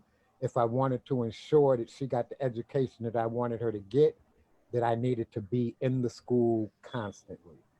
And so we kind of like almost moved in to a certain degree. I went back into the school when I did the first year I did Public Allies Cam, which was like 2014, which means we're talking about what, 10 years after my daughter like hasn't even been living in the state anymore. I walked into school, the vice principal, the teachers, they were like, "Hey, Mr. Bay." They literally remembered me from like 10 years ago. That's how much I had been in the school that all the teachers like, "Hey, Mr. Bay, good to see you again." I was like, "Oh shit." I must have had an impact. But yeah, so that was my revelation that I needed to be like I needed to live in my daughter's school if I wanted her to be educated properly. And so for all you young parents who might have children in school, I hope you live there because yeah, it's a dangerous place to send a child without supervision. That's just and I hope there's no teachers or educators online. I'm offended. It's not personal. I love y'all. I know what y'all are there to do, but your institution, yeah, it kind of sucks. I'm sorry. Kind of sucks. Thank you for that, oh Sonia Bay. Wow, yeah, uh, very powerful. I appreciate you. We appreciate you. Just if you can check out Yo-Yo. Yo-Yo looks like she's doing some live art for us. If you can check that out. It's under iPhone. So she's got a yo in the corner. Okay, good. Yeah, because I was looking at yo and there's nothing there. Yes, My fault. and then there's an iPhone going on that Yo-Yo's doing some live art for us. And Yo-Yo, I just wanted to say I acknowledge you. I appreciate you. Thank you. Weird. Thank you. It looks like it's in is that in pencil, Yo-Yo? Yeah, for now. Okay, Yep. cool. It's in pencil. Awesome. So it's in pencil right now. And maybe some colors later. Awesome. And I just appreciate how amazing all y'all are. So like Yo-Yo, you fix cars and then you create beautiful stuff to look at. Like I love that both of those skills live within you. It looks like Chris sitting on a meditation cushion reading Chogyong Trungpa. Hey. Possibly. Shout out to Chris, Yo-Yo, and Go. Just want to shout the three. Yo, shout out to Afro Yaqui in the building. Always gotta shout y'all out. Thank y'all. Yeah, shout out to y'all. We appreciate you. Thank you. Like this is so awesome that y'all are joining us. So July. Oh, go ahead, Kamora. Can I make no. What? Oh? Can I make a request? Yes, please. I want July to sing because July's on a time frame. Just he has got to go work. But go ahead, Olu. All right, so July, if you're on a time frame, you can sing first, but I just wanted to ask the sister Nejma Nefertiti if she could share something. Yes. Yeah, she can go first. Yeah. Because I heard her poetry the other day, and I would love to hear some more. Nejma, I was coming to you next. So me and Olu on the same page. Yes. Yes, she can go first. Right now. Go ahead. Yeah, July, you can hit us off. That's fine. And Nejma, tune in. And we're here till 10 o'clock. So do 5. That was my July imitation. July, do 1, 2, 3, 4, 5 pieces, please. All right. So and no, I hope you do something too. So I'm gonna actually try. So I wrote this this poem. It's a song really, but I always write songs like it's a poem first, and then I create it like that as a song. So I don't even know how the sound is going to be like or anything, but I'm going to read it for you. So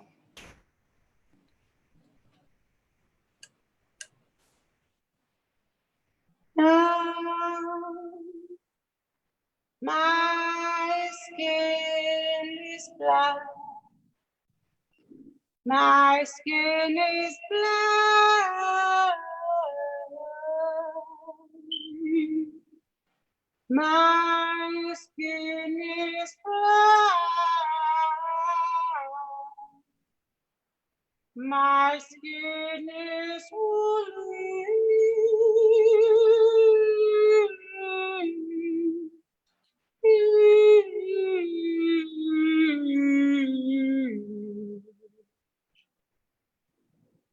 I'm black and gay, and I fear my life every day.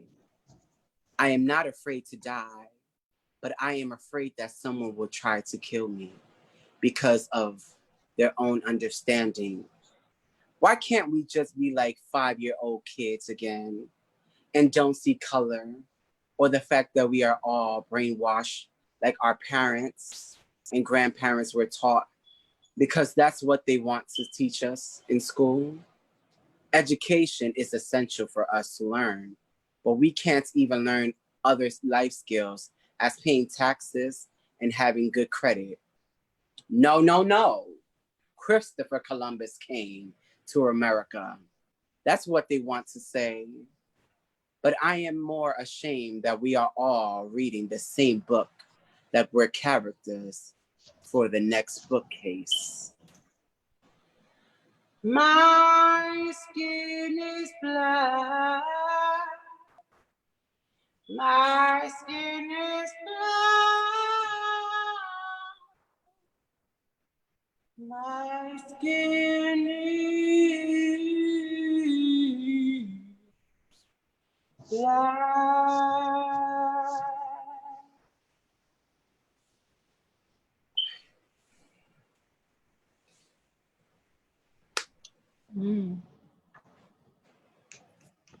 Hey, black human.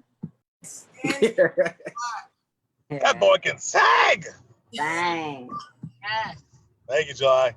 Why can't we be like 5-year-old kids again? I just talked like 5 minutes, muted and shit, because July just messed me all up. Wow. Yeah. July, I man, think when did you write that? I wrote that probably like 4 days ago. I was just thinking about me always. I like to think so much, and then sometimes I can't go to sleep because usually I'm a night person. So sometimes I can't go to sleep, and everything is in my brain, and it just wants to come out. So I just was like, I've written like I probably have like 7 poems that I created in one night, because it's just like my anger was just like, oh my gosh, I need to tell a story. And it's so weird how language is interpreted differently. So yeah. It was beautiful. Thank you for sharing that. Yeah, beautiful. Thank you for that. Hi, Tiffany. We got another joint. This is so awesome. Hi, Tiffany. Hey, Tiffany. This is great. Wow. Welcome. Thanks for joining us. You're joining the Corner Open Mic. We're here bi-weekly from 7 to 10 o'clock. If you'd like to perform, you can put it in the chat. You can type to me, or you can just say out loud, okay? We had July just perform a beautiful piece, and July can sing. Thank you for that, July. We also had, prior to July, the great Olusanya Bay did 2 poems for us. Next, I would like to pass it to Nejma. Nejma, show out. You know, do your thing, girl. Nejma, you don't know how we do things here. So if you've got a Cash App or a Venmo, toss it in the chat. Yeah, Versal. Yes, thank you. Thank you, Kamora. Thank you, Kamora. Please put your Cash Apps, your Venmos in the chat. Please, everybody, whoever you want, put it in the chat. I'll put mine in the chat. If you have some extra dollar, if it's $1, great. If you can pass that dollar on, please do. Okay, thank you, Kamora. Jeez. And And beautiful guys, can folks we who are on wish Facebook also? and Can we also wish so Tiffany's girlfriend T, she's right there as well. It's her birthday as well today. It's her birthday, so happy birthday, Happy T. birthday, Can't wait to T. see you, love. I'm not putting my Happy cash birthday. because the feds might seize my shit. So y'all can just Happy birthday, and your birthday's on a Friday. You better show out that black girl. That's right. Turn up. Hey, joining us. Thank you. And shout out to Posh, aka Chris Presley, and Ann Go. Period. And David, shout out to you, my man in another life. But that's a different story, y'all. okay. He came back. Funny, I said that, and he came back. You see him now. You're in the basement for that one. Najma, the floor is yours. I like it. You putting me on the spot. I ain't even, I was about to chill and listening to some performances, and you know what I mean? It's all good. Nah, I feel you. I didn't really like plan on what I was gonna do. And that sultry stuff, July. I'm almost tempted to read something, but I'm gonna go with this for now. This is called Awake Dreaming, and really it's gonna be to a beat, but it's just something I wrote recently, so it's very new. Kids locked in cages, sex trafficking, slave wages, the lies and deceit his story tells us as I turn the pages, corruption at all stages, spies and agents, trolls at the polls, can't vote for none of them foes, we fragrant. Spread love is the Brooklyn way, they say they'll tell us our origin, but we have to pay for freedom and arm's length away. It's all in the mind, my people will catch on. For now, I'm patient, resilient. We shine with brilliant motivation. By any means necessary, still no hesitation. Angela Davis and Nikki Giovanni on the mic, fire and greatness. What we building together, let's change the conversation. The occupiers think they powerful, but they weightless compared to the power that us people hold. Let it unfold, rise up the nation. Still putting the call out, still exemplifying determination. It never ends. These are tools for generations. Respecting the struggle, the victories, the dedication. My sister Brew told you it's a third eye invasion. Let's shut it down. Fuck waiting for resignations. Bring black mothers home. End cash bails and sanctions. Out of chaos, bring creation. We see through your bullshit decorations. You tacky. No flavor, no origination. Your hate is gross. Fearing what you hate the most. Trying to poison our children's minds with racism, raping them, don't want their voices to be heard, suffocating them, giving our ancestors a bad name, disgracing them. We not gonna let it go down like that. We taking them, shaping them to be the future of the movement, the revolution, abolishing institutions, removing mental pollution. This is life work. More than music, bigger than hip hop. Make dumbass shit you speak stop. In mid-sentence, your speech locked. Like your jaw from an uppercut, hitting that sweet spot, that gushy stuff, splatter your brains all over your weak plots. They want us to care about their youth, yet there's an invasion on ours. I don't ever run out, take my last, double my money, I flip bars. Hustle by nature, make my own paper. I drip stars, police killing black people for no reason like hunting season. Let's call it what it is, genocide by fucking demons. Awake, dreaming of another world, running and breathing. People bumping me loud as they can, it's what they needin'. We've been talking about this shit since day one, now they believing. Awake, dreaming, shine like a beacon, radical when we speakin'. Nefertiti got everybody out in the crowd screaming. A little something like that. Yeah. A little something like that. Thank you, y'all. Yeah, right? Yo, oh, right? Fire. That's all I got to say. Hey, Woot, G. woot. Hey. Not a little bit like that. A little bit. Not a little bit. You did it. Woo! And you know you got fire and you got this beautiful voice that goes along with it. Like, yo. A beautiful face and a beautiful voice. Come on, dragging it all up. Right. Thank you, y'all. I really appreciate y'all. Y'all energy is lit. Bring back mothers home. Bring black mothers home. Removing mental pollution and double my money I flip bars. That's what I got. Yo, that one, I wrote that down. I actually wrote that one. Double my money, I flip bars. Like, okay, yes. Yes. Yeah, I was going to take, That's a I was going different, to that's a take different notes, but I currency. didn't want to distract myself. Nesma, please. Come on now. Can you get one more, please? Even if it's a repeat, whatever you got. Thank Please, you. with a cherry on top, please. Okay, so I'm sorry, I'm putting on the spot, but it's a big platform, okay? Thank you so much. no doubt. Thank you. I could share something. It's really vulnerable though. I never read it out loud because I'm kind of like shy to read it out loud, to be honest. It's really different than what I usually do.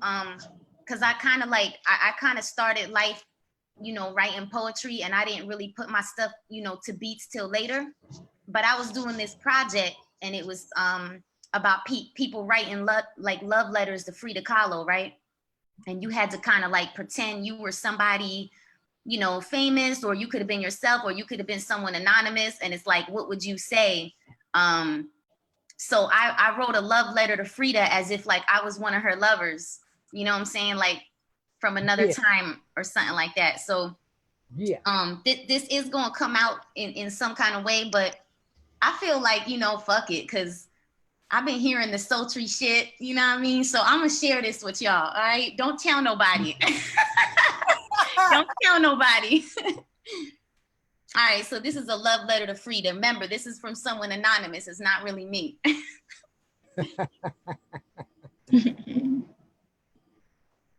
I read a love letter you wrote me once, a record of your affection, a beautiful masterpiece, a dreamy moment from the past. We were romantic friends and lovers. You said you could talk sweet to a lady that really wants to hear it. You were the jewel of my life, and it aches like death that it is but a shadow now. I want you back, the way I once had you. We were about pleasure and fun, surviving the struggles of life. I had only myself to exchange, and you were thrilled. You rocked me in your lap and played with my mane, smelled my neck and kissed my body, tied me up with your hair and never let me go. We were old flames. With a tender caress and warrior embrace, your body stroked me hot as your nectar ran down my face. The smoke dressed your naked form in the pale light of a small fire. As it burned, I became desire. Like flowers in full bloom, we made our natures known to one another under every moon. The sky screamed as we drank. How many midnights will pass that I alone without you shall sing? When it was time to finally part, my chest pounded heavily for you, for tears of loss and tears of pain. You said my ways are the ways that the wind does blow, and seldom do my secrets leak to dropping ears, as a careful dance this creature does, dancing around her fears. I wished I could put you in me so that you'd know and never forget where I belong. We were cut from a common cloth and sewn with the same golden thread, one braid for two royal heads. I remember all that we've been, lifetime after lifetime, hair as black as the night. I see flashes of your face in the dark of early mornings. The soil of my soul is in you, overcome by your beauty. I had to find a way to touch you. I had to taste you. Those are the things I lived for. How will I live now? You were like the honey on my altar. Will I survive now that I cannot drink you in? You were full of mystery and dance and had the softest lips. With temper and wit, I was all in at first lick. You passed the joint, lifted up my skirt, and made me shake with weakness. Made me feel like Venus, my goddess, tempest, empress, a strange beauty, gorgeous and strong, full of the mysteries of nature and earth's past. The smoke flowed heavy as I reached out to you. It whirled around us as we crawled under your soft covers, the flower of flowers, your incredible tongue. I longed for your touch and the way I spread myself on you, begging for your lust. I hoped for your trust. You were so sexy, sometimes it hurt. You always said true stories make the best stories, as you painted your own reality. You made me feel comfortable, like the wind moving through the trees, a cup of hot coffee, incense burning a most familiar smell, a sunrise over a beloved place, a favorite poem, a reunion with a best friend. The sound of your voice melted me as you said my name like you owned my heart, like a harpist pulling upon my strings. That's the first time I ever read that, so I kind of, but yeah. Yeah, it was beautiful. Nesma! A little something different. Like, fuck it. Like, fuck it. Talk sweet to a lady that wants to hear it. Smelled my neck, kissed my body. Sky screamed as we drink. Honey in my altar. And so sexy, sometimes it hurt. Sometimes. Whoa. Nesma. Frida is probably blushing, I know. I can't tell, but I'm blushing. That's the same one upstairs. All right. I gotta meet them. Nesma, thank you so much for that. Thank you, y'all. I appreciate you. And So y'all go ahead, Olu. Go ahead. y'all know now, Nesma got me wanting to do another poem, but I'm going to wait. I knew it. I was waiting. I gotta let other and you got people something go. to say, don't you? Oh, you got something. Thank you, Nesma. Thank you so much. Nesma done woke up my love. Yo, can we get Here a we Nesma Olu versus? Like, what's happening? This is gonna be awesome. And then Nejma's gonna get and yeah, here we go. Thank you so much. And this is what we're here for. Open mics. I'm going to just say this really quickly to all of you. An open mic saved my life. Not changed, saved my life. For me, just going to an open mic, I met Olu, Kamora, Chris, Ian, David, like all from an open mic. It changed and saved my life. The vulnerability in that open mic, and I teach spoken word for those of you that don't know, and I tell young people and anyone, if you want to do something, if you're into something, just go to the event. Does that make sense? You don't have to perform, but you got to be in the atmosphere.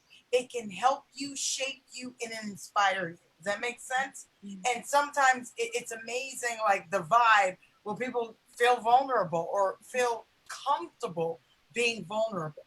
Does that make sense? Now, the irony, we did the Black Art Hills event Monday. Nesma did her thing, didn't she? Oh, yeah. She almost came off more vulnerable now in this open mic than she was on Monday in our Black Art Hills event. Okay? I find that maybe because she feels more comfortable. Right, Greg? You know what I'm saying? Like, just saying. So no, I am just floored by the amount of talent I've seen in like just the past half hour, I think, since I got maybe an hour actually. But I do regret that I have to leave, but I will not be a stranger. So I look forward to seeing you all. Where do you have to go, Greg? My best friend is about to go on a date, so I'm about to hit her up real quick. And then anyway, you know me. I'm a Leo. I've always got some plans. Happy birthday again. You're here. Yes, Greg. Shout out to a fellow Leo. Shout out to Leos and birthdays. Shout out to you. Thank you, Greg. We love you. Greg, we're here bi-weekly, okay? This is a Hey, bi-weekly. but are you coming to the land tomorrow? Are we going to see you on Sterling Street tomorrow? I am trying so much not to be in public, but I will take a look. I will take a look and figure it out. Honestly, if you can just drive by, like I get it. What time? So tomorrow we're going to be out there we're out there in the morning. So in the morning we're doing just the gardening and the bagels, but the events, the bazaar and the art show sale is from noon to 4. Noon to 4. And just drive by. Like, who was it last week? Last week someone drove by, someone who's like still socially distanced. Yeah. Drove by and waved. And 75 Sterling? Yeah. All right. Sterling Street, Hartford, Greg. I'll try to stop by in the afternoon. Yeah, come see us. We might have some of those elusive homeless queer teens. And for everyone who that sounded ridiculously offensive to, Greg and I sit on the city. So we've got this LGBTQ plus commission, right? Which is all of the right gays and me just being the jerk that I'm going to be. Which is right honorable gay. Yeah, ahead. Gregory. Yeah, I'm going there. Yeah, whatever. So, because you got your little title position there. So I was the chair. And so now we have these 2 black gay men. I'm putting you so on the spot for the fun of it, Gregory. But we've got these 2 black men finally on the commission. So I have stepped down and I'm just a member.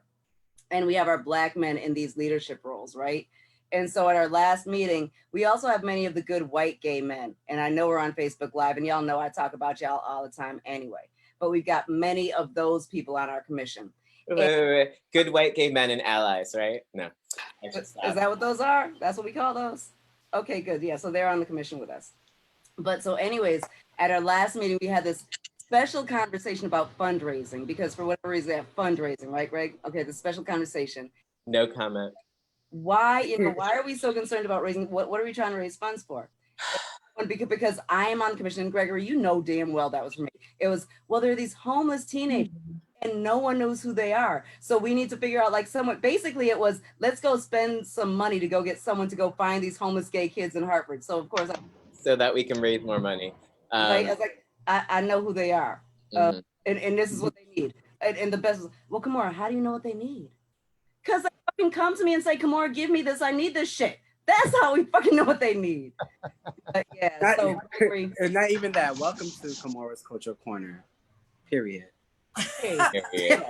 So Gregory, so wonderful to have you here. And the KCC will hold your feet to the fire to make sure that the commission does what it's supposed to do and stops just celebrating happy gay whiteness in Hartford and takes care of who's really gay in Hartford, and that's us. Well, I'm a fire sign and I'm here for the fire, so.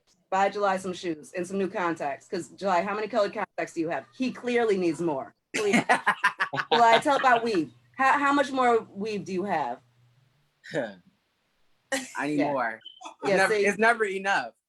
Never enough. I like the way you showed that off when you were on mute when you first showed up. Oh, thank you.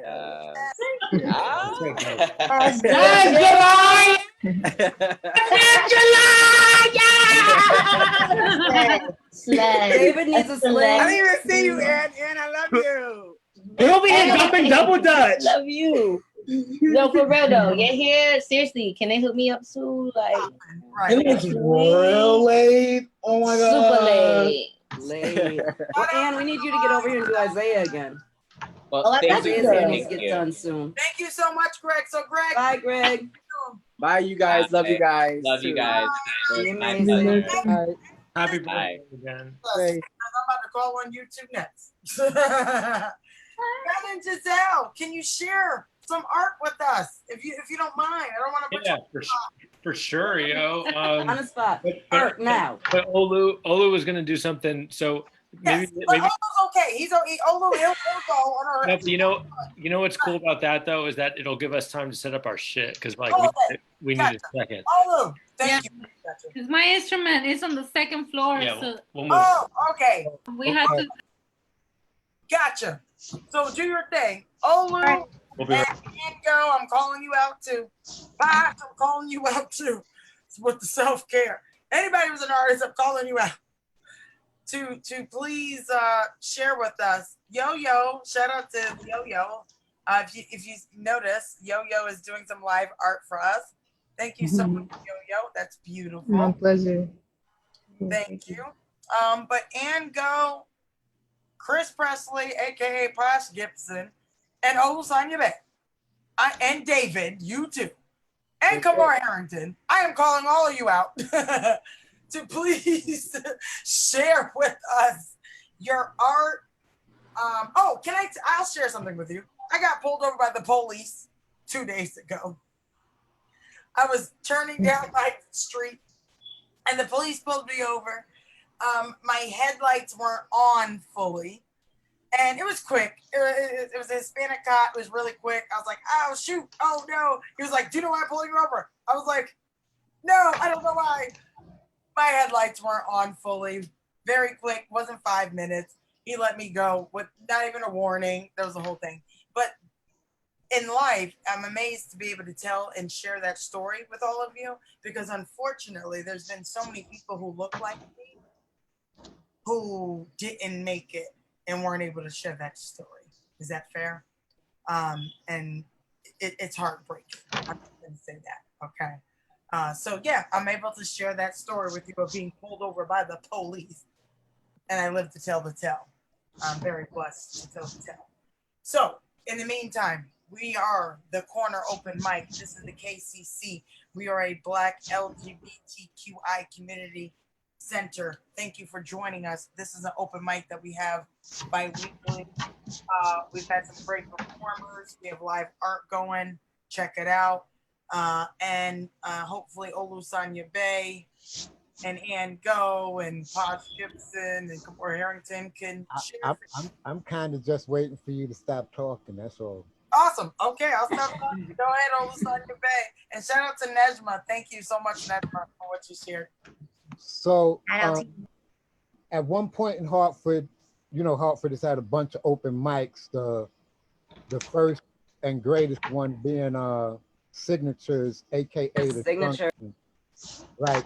And then after that, the Bulanians, which was actually Kenya Washington, Ernell Grant, and James Johnson, J3, they were hosting an open mic at one time called Wet Wednesdays. And the wet stood for wonderful erotic treats. And I would go there and I realized after going there a couple of times that for most people, erotic means sexually graphic poem. And that's not really what it means for me. So I wanted to write a poem that I felt was erotic, more along the times of evoking sentiments of love or eros. So this was my poem that I wrote for Wet Wednesdays. It's called A Healthy Alternative. I knew there had to be a way I could express my passion and the pleasures of you in a fashion that set a new measure of just who and what you are and what you mean to me. See, when we make love, it's never nasty. It's always nicey. So I had to make this poem tasteful because you're so tasty. And right now, I need to raise the level of what you label erotic poetry. Speak body language, because talking ain't saying a word unless they penetrate your being. So sit back, relax, let me whisper words of passion in your ear, sounds with a higher vibration of love, giving you an orgasm from what you hear, making you want to tell everybody what you heard. Consider this a healthy alternative to some sensual bliss. It just may change how we approach each other. As human beings, we have two sides to our nature, two ways to approach our lover. There is that which is animalistic and that which is divine. The one you identify as yourself is the one that makes up your mind. It's just like making up your bed. If only animal thoughts run through your head, you'll lie down with a dog and wake up with fleas. Any animal can rut, give each other a good fuck, but don't get it twisted. Why come like a DOG when you can come like a God? See, I have to approach you like God, making love to a goddess, because Most High knows I'm here to taste every square inch of your divinity, the holy waters that run through thee. It is my nature to love you because you're a sweet and gentle flower. And me, I'm just a bee, a hummingbird, humming round your tulips. Make no mistake, I'm saying all this because I love to lock hips. I just thought I'd plant this seed in your head. I have a higher, more mindful approach to cultivating your sacred flower bed. I'm striving to get the petals of your tulips to blossom. Just for me, I want to get deep within you. So I practice penetration, but I'm more than just a squirrel trying to get a nut. So I also practice tenderness and concentration. Your body has a language all its own. I must remain focused so I can observe its subtle signs like the goose hairs that raise on the nape of your neck every time I place my kisses there. Have you ever wondered why sometimes when I nibble on your neck, I let my lips remain in one place so long? It's simple. I'm feeling your pulse through your jugular vein, and its beat is my favorite love song. So, may I have this dance?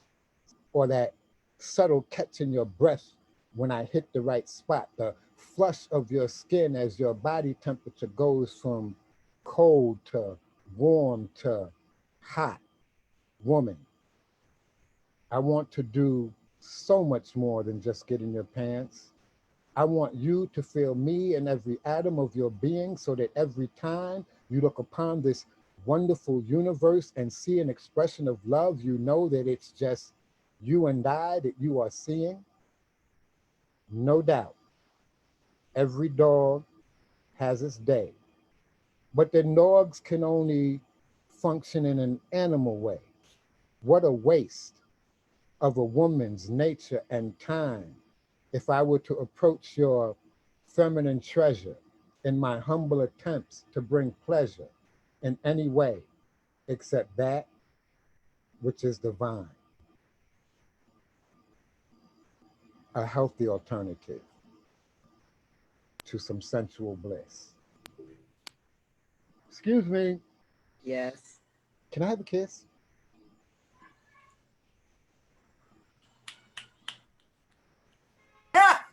Yeah. Lovely, beautiful man. Wait, hold on. Okay, I gotta take a breath before I even share. Yeah, I can't. The tulips thing? Tulips? Yeah. When we make That love, got me. it's never nasty. I'm gonna just say that. When we make love, it's never nasty. The speaking of the body language, and this is my favorite. Why come like a dog when you can come like a god? Good night. We're done. This is a pleasure. This is the court open mic. It's been a pleasure. Wait, but we're getting to that beautiful place. So wait, so who did that spark? I love it when we get to this place. So who did that make someone say, "Ooh, now I need to read this poem"? I love that part. And you got a need, a burning something? AG. This is David looking at Prince. Who's looking at Prince? Prince. What Prince what? Yeah, like Prince, like NTS, like Prince, like of a painting. Not Prince, not Prince. Prince. Okay. I don't know. They sound too much alike. You know, not that Prince, not the purple Prince. So the other Prince. My desire has always been to write a love poem like a Prince love song. Prince writes the best love songs ever. I don't care what anybody says. Period. Yeah, I made Tree yesterday though. Poor Tree had to listen to Around the World in a Day yesterday. It's like, okay, this isn't a love song. This is just truth. Here, do this one. He lived through it. It worked. Oh, Lasagna Bay. That's all I got to say. And it rhymes. Oh, Lasagna Bay. That's all I got to say. Yeah. Thank you, Lasagna Bay, for that. I mean, yeah. All right. I see the instrument in the background. I know. I see. They're prepared. Look at you see Ben and Giselle look like they're getting ready. Yeah, what's up, y'all? How you doing? That was a beautiful poem, Ola. Thank you for sharing that. Thank you. And Giselle, I'm gonna pass it on to you too. I mean, What? I'm just blown away right now. Thank you. So I'm gonna ask y'all a quick thing. If you could help me with something, I'm gonna play for you a note, and then I'm gonna hook up this mic. And I just wanted to let you know. Just give me a thumbs up or thumbs down, because I won't be able to hear you because my audio is kind of screwed up right now. Just what sounds better. Just I'm curious for my long-term Zoom thing. So this is Giselle, is that an electric cello? Yeah, this is an electric cello. Oh, cello is one of my favorite instruments. Oh, really? I love cello music. It's a beautiful instrument. Yeah, I like it too. So this is just like with the regular computer mic. And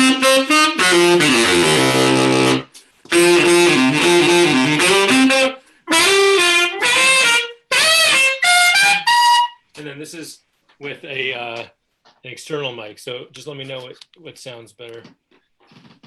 But I will not be able to hear you anymore.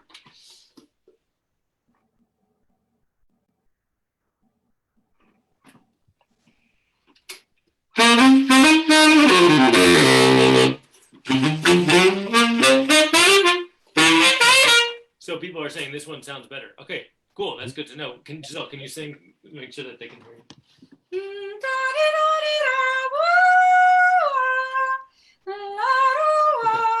Dope.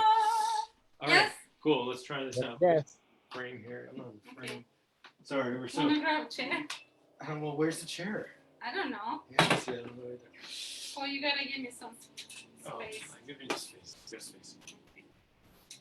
So this song is about. Oh yeah. So you're talking to the mic. So this song is in Spanish. It's called Maldigo del Alto Cielo, and it was composed by Violeta Parra, and she was a Chilean composer, and she lived under dictatorship, and her music basically revolutionized an entire generation of poets and musicians and artists all over the world. And so through her poetry, she was able to not get killed by the government, but also revolutionize people because she was her poems were out of space, she was incredible. And so this is a song that we play a lot in with Afro Yaqui Music Collective, and I hope you like it. Yeah, here we go. Ready? Yeah.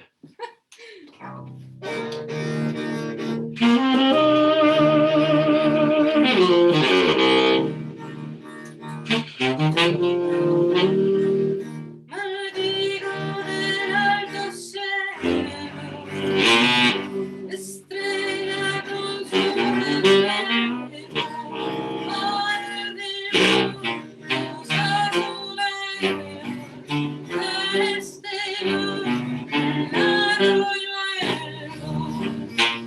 maldigo del bajo suelo, la piedra con su contorno.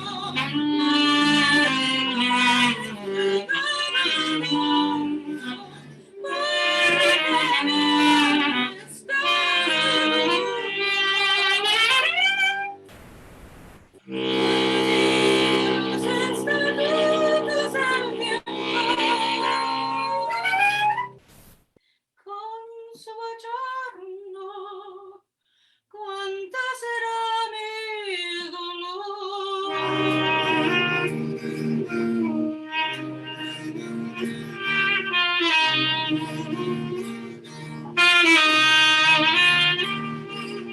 dicono nei paesani,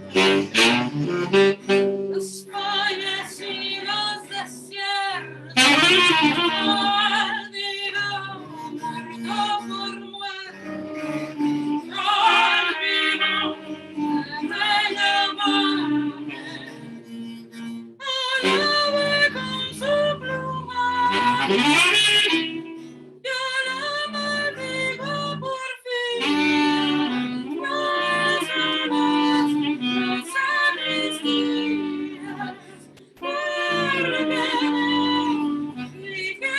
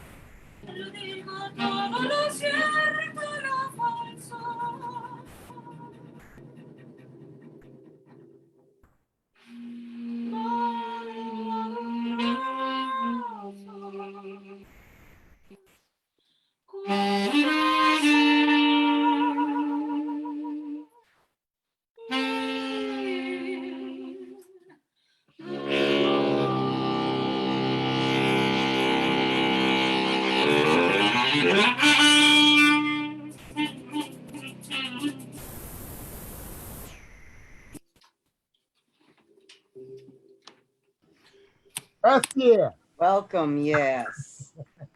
Yes. Wow. Right on. That was awesome. Thank you so much. Thank you. Do one more. Can you do another one? Please, please. That baritone, Ben. Can you do one more? Please, please. You know this about me, but like I work the land, and today was a really hot day for me. Yeah, it was. Hydrated. I'll give you some more. But Ben can play more. Yes, thank you. Thank you. I just want the opportunity. I'm just trying to give everyone the opportunity just because you haven't joined us before, you know. So I'm trying to give everyone the platform. Again, this is the Corner Open Mic. Thank you so much. This is Ben and Giselle. For those of you who are just tuning in, thank you so much. Yeah, that was beautiful. That was Yeah, beautiful. so Ben, even one of you, please. If you, I'm just, you don't have to, but I'm just trying to encourage you. We usually do this song with Neshma. Yeah, if you want. Oh, I miss y'all. I miss it. I know, me too. Yeah, what's your verse on this? It's like, da da da, pass me the pass me the pipe. The tobacco is right. You say like the Oh yeah, the beast. The belly of the beast. Something like that. Why y'all Go keep? ahead, G. You do my part. No, I can't do your part. Your part is yours. No, I could not possibly do your part. I'll do another tune if that's okay. Yeah, please do. Please. Right on. Cool. This is a song I wrote. It's called "Living with Music," which is a Ralph Ellison essay, actually. But I just thought it was a good phrase. So I'm gonna plug back in this mic. So that mic worked out. Okay, that made you think that helped. Okay, cool. I'm gonna put it back in.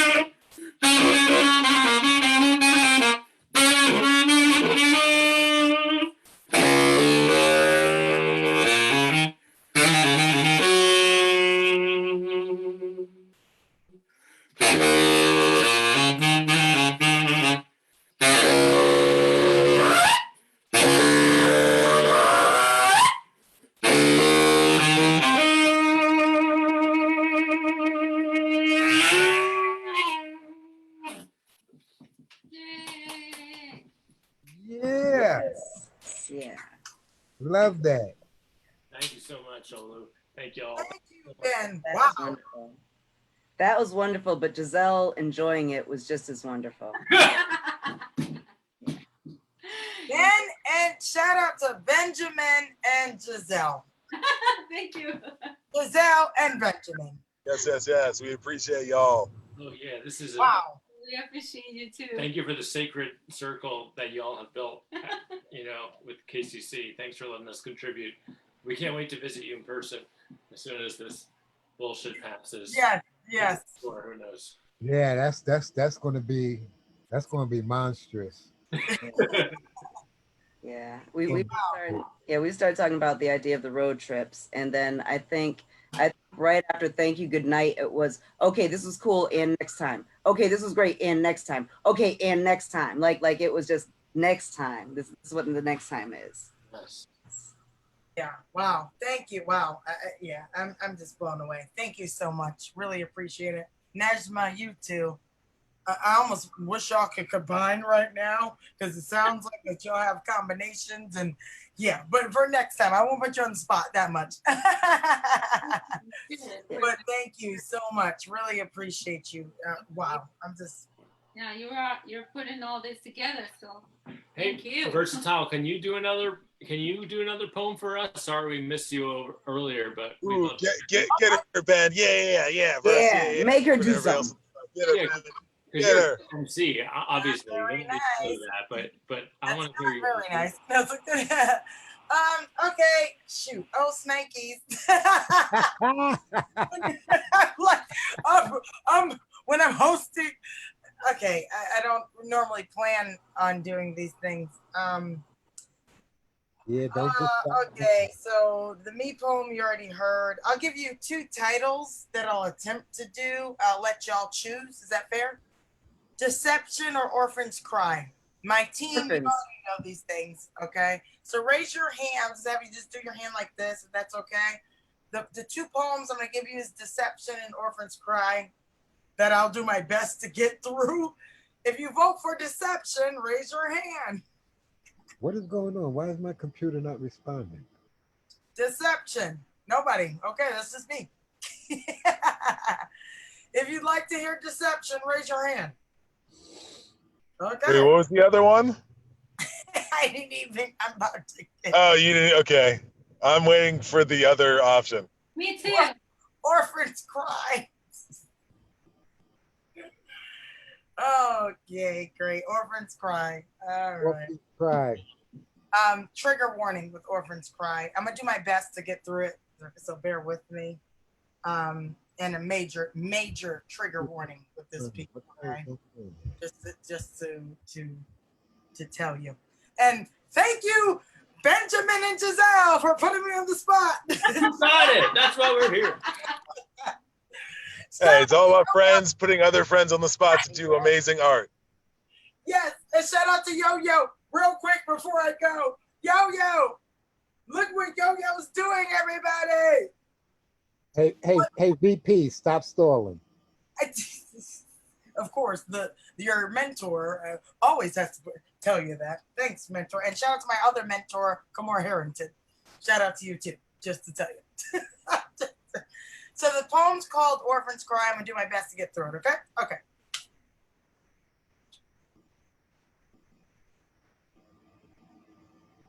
White leather in a black hearse. No family inside.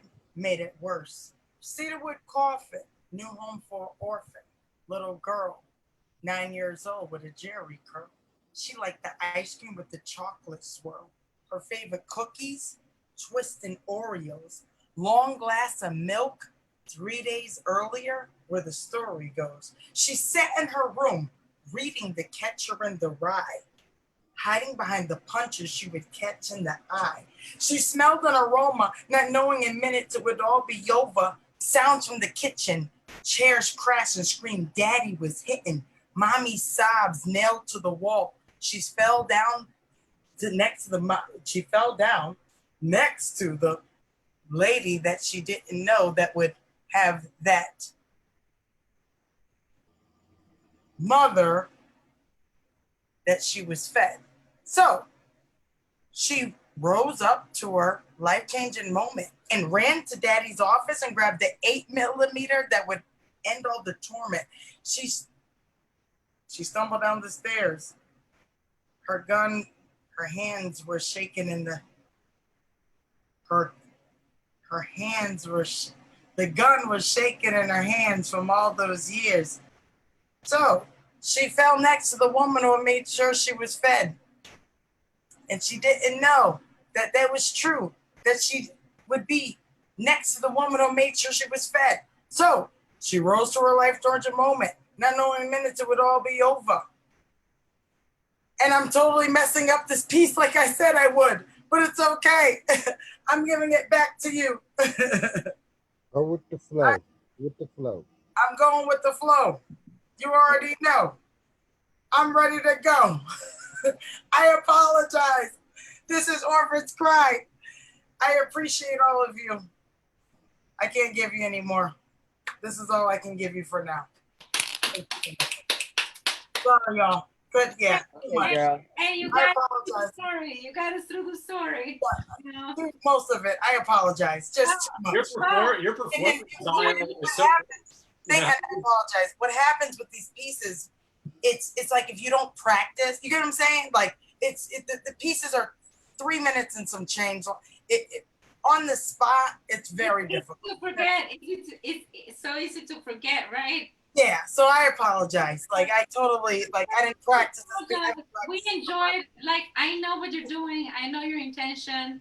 I know that you're acting like you're actually like acting the whole like Performing it, yeah. You're performing it, you know. So that takes like an extra element. So it's okay to forget things, and you know you'll do the ending. You'll do it next time. Next time, yeah, I apologize. On the spot, but thank you. But now you know. It's almost like you know you were going to perform. You practice, you know what I mean? So you're ready. Exactly, but yeah.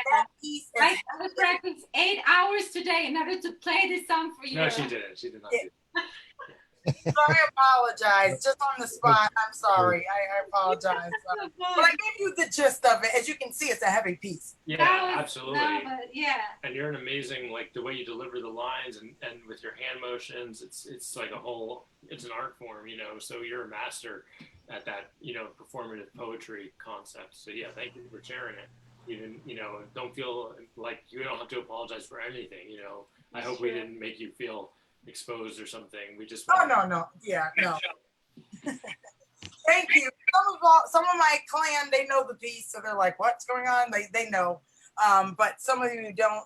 Again, it's a piece, it's a story about domestic violence and alcoholism. It's a heavy piece. I almost hate sharing that piece. It's like, you know. So again, some of y'all got the gist of it. Thank you. And I apologize that I stumbled, but I'm glad that you got the gist, at least. You don't need to apologize for being brave. Thank you. Thank you. Appreciate you. So, again, where are we? This is the Corner Open Mic. Welcome. My name is Versatile Poetic. This is a bi-weekly open mic. Thank you for joining me, for you beautiful people who are here.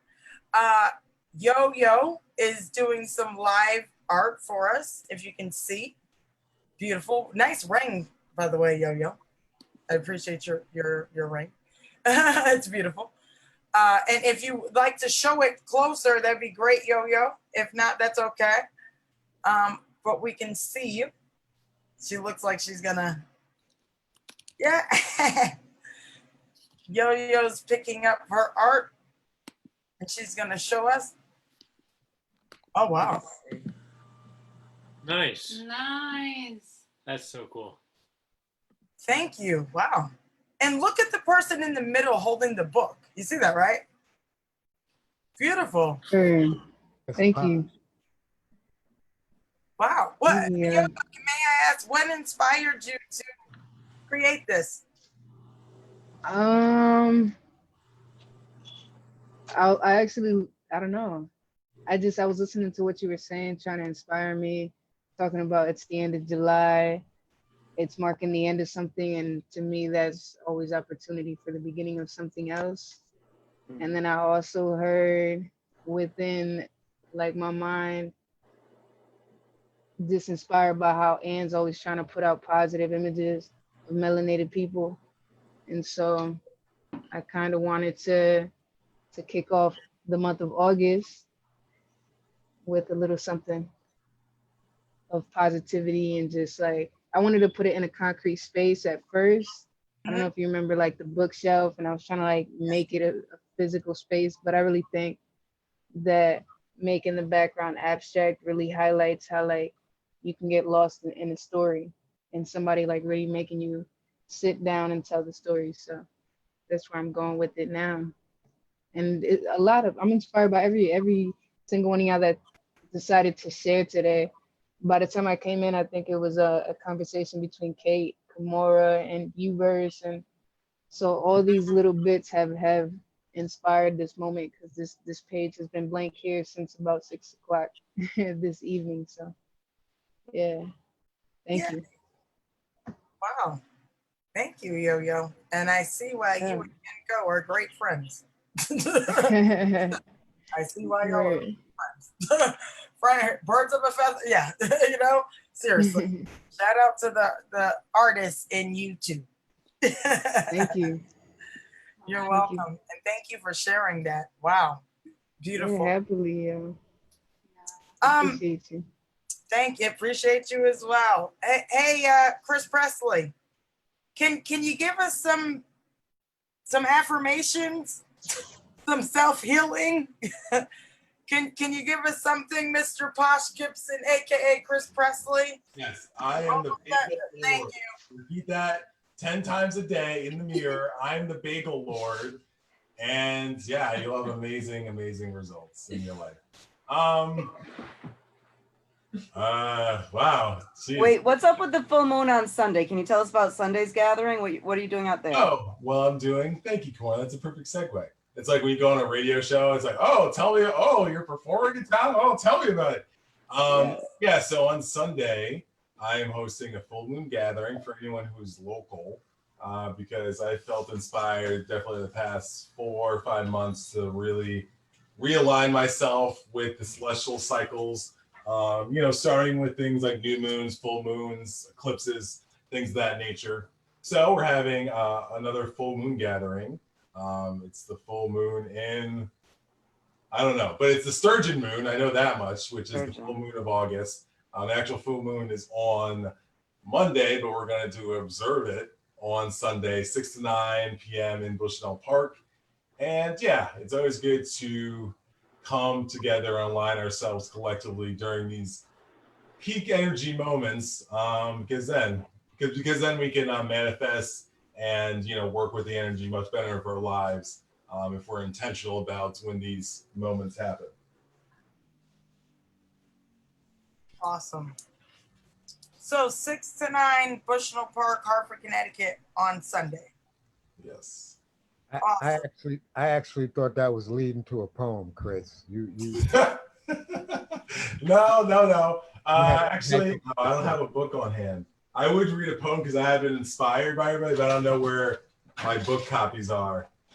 I know it sounds like I would read it, but I can't find my book to read. I haven't memorized it. That seems like such a comment. I know how that sounds. But the book that I wrote and I published that you can purchase. Yeah. Ed is helping me look, and I can't find a copy of my own book. How about that? How about that, everybody? I owe everybody a poem. Beautiful. Thanks so much, Chris Presley. And is Ann Go available? She is. I was about to ask the same question. Yeah, Ann Go. Hey, G, where you at? What up? Hey, beautiful. How you doing? How you doing? Hey, Ann, whatever you'd like to share. It doesn't even have to be a poem or art. You can do, or even talk about your painting art, because Ann could call herself versatile, like me. She paints, she raps, she does it all as well. So, Ann, I'm just gonna give you the floor. Share whatever you'd like to share. Can you pause? I'm gonna grab my backpack.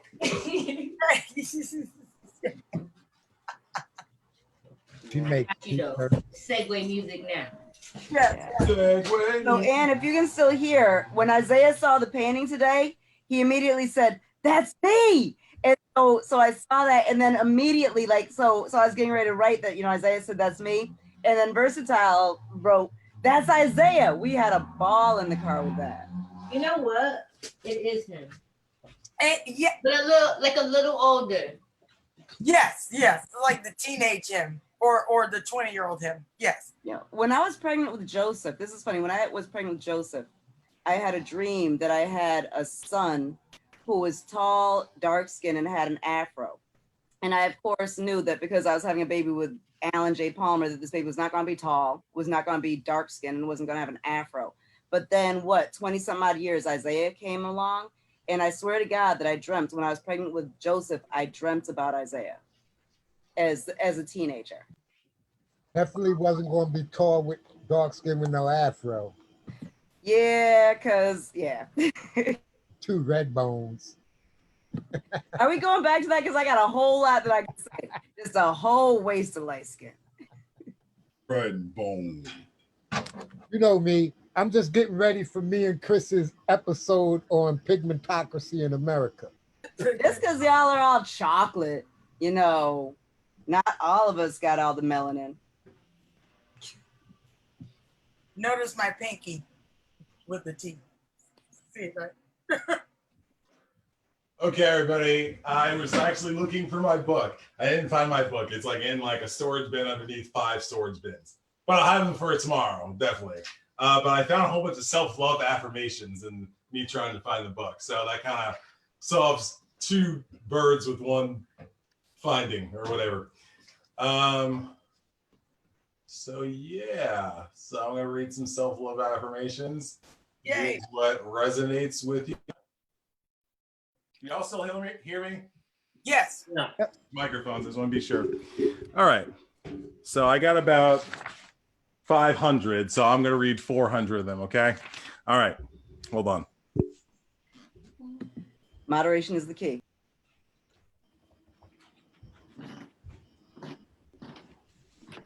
Today, I choose me. I love my body and all it does for me. My inner world creates my outer world. I alone am whole. I have everything I need within myself. I have the power to change my world. I have much to celebrate about myself and my life. I choose to stop apologizing for being me. I let go of negative self-talk. I believe in me. My life is a place of happiness and love. I love the woman that I am. That doesn't apply to me, but I love my inner divine feminine side. Just have to say that. I say no with ease. Ooh, that's a good one. I am more than my body. I am not my mistakes. I am growing and learning each and every day. I lovingly embrace all my fears. I am deserving of happiness, love, peace, freedom, money, and anything else I desire. I accept myself unconditionally. I respect my accomplishments and celebrate my successes. The only approval I'll ever need is mine. I radiate love, peace, and happiness. What I give is what I receive. I am loved. I am a work of art, cherished and admired. I am beautiful. I am free to make my own choices and decisions. I accept compliments easily. I accept others as they are, and they in turn accept me as I am. I choose to not take it personally. I deserve all that is good. I rock people's socks. I am a diamond already. It's time to shine. I radiate confidence, self-respect, and inner harmony. I release any need for misery and suffering. I am fierce. My body, mind, and soul are the picture of perfect health. I am balanced. I honor my inner voice. I am abundant. I am safe. I am supported. The universe supports me and is with me at every step. I choose to be grateful for all that I have. I am powerful beyond my wildest dreams. My voice is valuable and my opinion matters. The universe is conspiring to help me succeed. I'm delightful. My mind is filled with only loving, healthy, positive, and prosperous thoughts. I consciously release the past and live only in the present. I attract wonderful people into my life. I'm a magnet of love. I am exactly where I need to be. I release the need to judge myself and my body. Self-love comes to me with ease. My relationship with my body is one of perfect harmony. I trust my body's natural wisdom. I feel at peace with my appearance. I feel completely comfortable with myself and accept myself with love, respect, and appreciation. I choose to see this differently. I am open to receive. I nourish my soul and answer to my true hungers. The more I practice loving myself, the more lovable I become. Nothing stands in the way of my self-love. I can choose self-love now. I embrace my flaws knowing that nobody is perfect. I am infinite, eternal, and love. I am true. I let love in. I am wanted. My body's purpose is to be loved and share love. Thank you for listening to these affirmations. They're available on compact disc for $9.99. Yeah, beautiful. Those are powerful. Thank you, beautiful. Yeah. Chris Presley. Wow. I let go of negative self-talk. I say no with ease.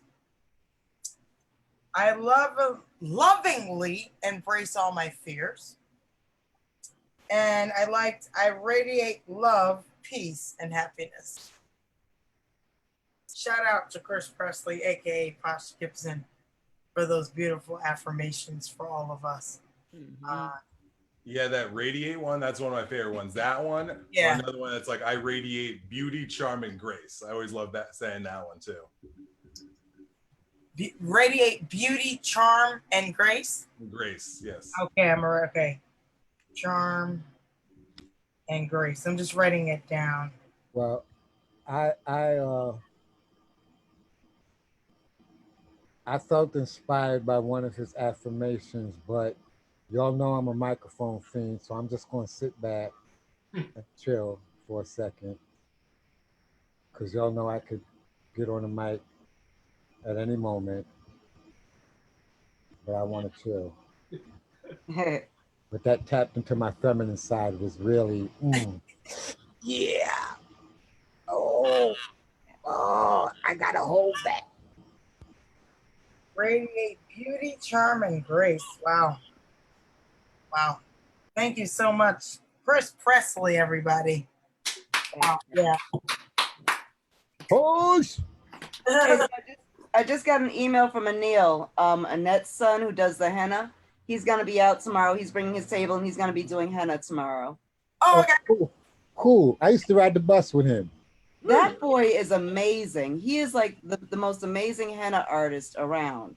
I'll put it in the chat again. 75 Sterling Street, okay? Just so I'm hoping we could barter. Yeah, that's what I was thinking. I'm definitely going to get my feet done tomorrow. I don't know what the barter is going to be, but I'm getting 75 Sterling Street, Harvard. I'm just going to say 10 a.m. Bagels and 12 to 4 for Black Art Heels. You know?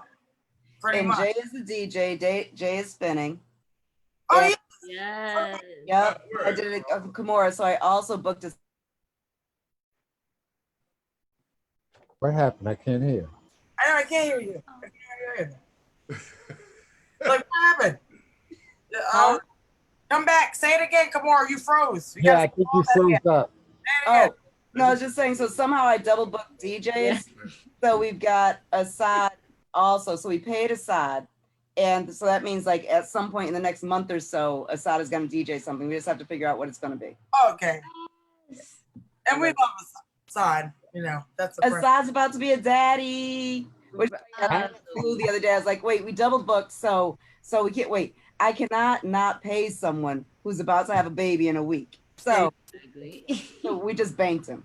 You're awesome. Okay. If you need any help, let me, let us know. That's awesome. Great. So can I say next up, if it's okay, we have 10 minutes and we're done, people. And go. Our artist in resident. And again, I like to point to this painting behind me. And I love to tell the story. This is And Go's logo, which I painted at a paint night, which I had anxiety, which I didn't know what anxiety was until that paint night. This, you see it? You see it, right? Look how beautiful it came out, girl. It came out okay. It came out all right. No, Wait, where is it? I know, bring it closer. We gotta Yeah. see it. Show, Come on, don't be shy. Show us your versatility. Ooh, get her. Someone's being put in the spot sharing a poem. Oh yeah, sure. I apologize that I. One open mic, aka put people on the spot. Right. Oh, you wait, go get you. Going. Right. Look at. Oh, that's the KCC logo. Yes. Nice. And Go. Look, I got the VP, and I don't know what I put in the corner, but whatever it is. AKA Rainbow Children. Yes. Exactly. All day. So And Go is the creator of this beautiful logo. And Go, I'll let you end our night to show out, talk to the people about what you do, who you are. Thank you. Hello, evening. Happy to be here per usual with you guys. Like, the energy, the love, like I feel it. I need it. I appreciate you all. Ow! So I've been working on this song. It's gonna be a feature with this other artist by the name of Newbie. So it's gonna go to a beat, which I don't have available right now, but I'm going to just jump into it. Let's get it on. I know. Power to the people, lighting all the fires. Power to the people, together we go higher. Power to the people, forever we inspire. Power to the people, love is the purifier. More love, more peace of mind. Never give up, we were born to shine. More love, more peace of mind.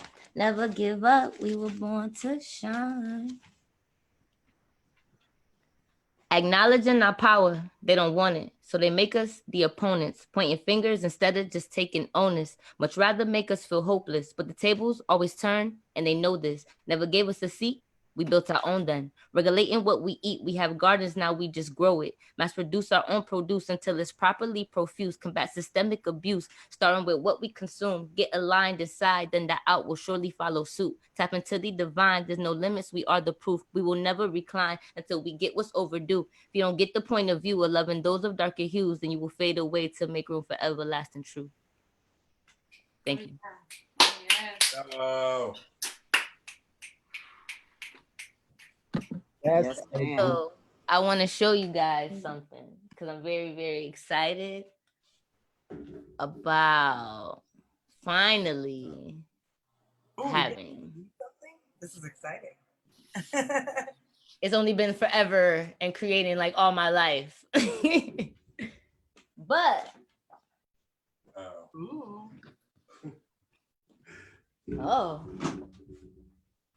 okay, am I missing something? Where that? Oh, the camera's over here. This is like, all right. So look at Chris Presley's screen. Yeah. Ooh, wow. Oh, Frida. Nice. Speaking of Frida. Oh, yes. Oh, wait, so AG, did you hear Nesma's poem? Right. I heard parts. Did you mention Frida in your poem? What? So I love the way the universe works. The universe is such a beautiful. Right? And I just That's crazy. That's crazy. Oh. Yeah. Wow. Well, That's so. can you say the? That's just too cool. Yeah, that is Yeah. crazy. For real. I hope the two. Frida's in the building. And I hope y'all can combine. I'm just gonna say that. Yeah. Well, I don't think. I mean, we can always involve hope, but I think the combination of these energies is inevitable. It's happened already. It's going to happen again, and it's going to be epic. Yeah, like you could just feel it. And I just want to say one thing, which is like, because Van Gogh, you were talking about growing your own produce and stuff. I know that's something that y'all are passionate about, and I feel like building our own culture is so important for self-sufficiency too. Like we're not watching TV right now. Yes. Mind propaganda, mind numbing BS. Like we're creating our own culture. Yes. What we Like, consume. exactly. So that's so deep. And thanks for creating a space, y'all, for doing that. I know you put in the work to make all this happen. It's beautiful. Yo, but Ben, you just hit it because so the straddling both worlds, right? So straddling their world and then living in our world has always been this interesting thing. But since COVID has happened, like yesterday, I had to go out into their world, and like when we had those, there's this weird place where I'm becoming so uncomfortable. So we had this place where we dwell in that world, and then we come to our own. We're like, oh yeah, this is my truth. Oh yeah, this is the way that it should be.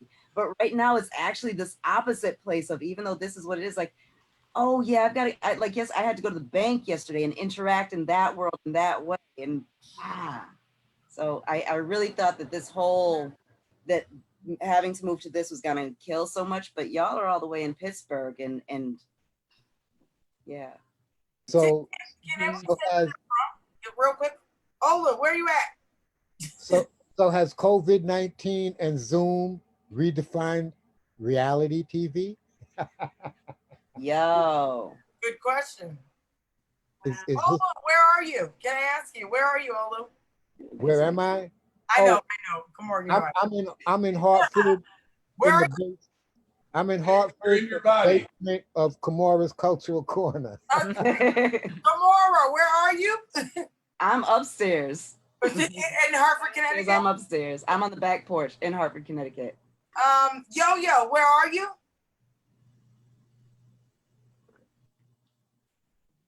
Silence. The dirty Waterbury, awesome. Miss Hackett, Kate, where are you? I'm in Sturbridge, Mass. Sturbridge, Mass. Okay, awesome. David, where are you? Hartford, Connecticut. Connecticut. Chris Presley, where are you? In my body. Where else would I be? That was a Mo. That was a joke for you, Olo. That was a Mo answer. Yeah, exactly. Can I ask you, what part of Connecticut are you besides your body? Hartford, I'm telling. Yeah, we're in Hartford. Hartford, We're in Hartford. We're temporarily in Hartford, but we're also everywhere in the universe. All omnipresent. You know, that too. Thank you. Benjamin and Giselle, where are you, may I ask? Where are you tuning in from? We're in Pittsburgh. We're Pittsburgh, PA. Yeah. Right on. Yeah. Wow. And Neshma, where are you, may I ask? Where are you tuning in from? Brooklyn, New York. Book. Hey. Planet Brooklyn. Yeah. We've been there. My favorite place on the planet. Yes. Windsor, Connecticut. I must confess, I only live in Hartford because it reminds me of Brooklyn. Yeah. Beautiful, beautiful. Well, for those of you who don't know, and thank you for all of you who do know, this is the Corner Open Mic. This is a bi-weekly open mic. Thank you. This was phenomenal. I mean, yeah, this was the Sugar Honey Iced Tea. Thank you so much for joining me. My name is Versatile Poetic. This is the Corner Open Mic. We're a bi-weekly open mic, okay? So please join us again. We're here, and we're here for you to have a space to share your talents, okay? And just share yourself, if that's okay, okay? Testimony. Put in the, thank you, Miss Hackett. In the chat, put your Venmos and your Cash Apps, people, and your whatever you got, your social media, so we can link with each other, okay? Also, tomorrow, 75 Sterling Street, okay, is our Sanctuary Garden. Catch us in the morning at 10 a.m. You get some free bagels, and we have an event from 12 to 4, which continues with Black Art Hills. We have vendors. You can get some art. It's beautiful.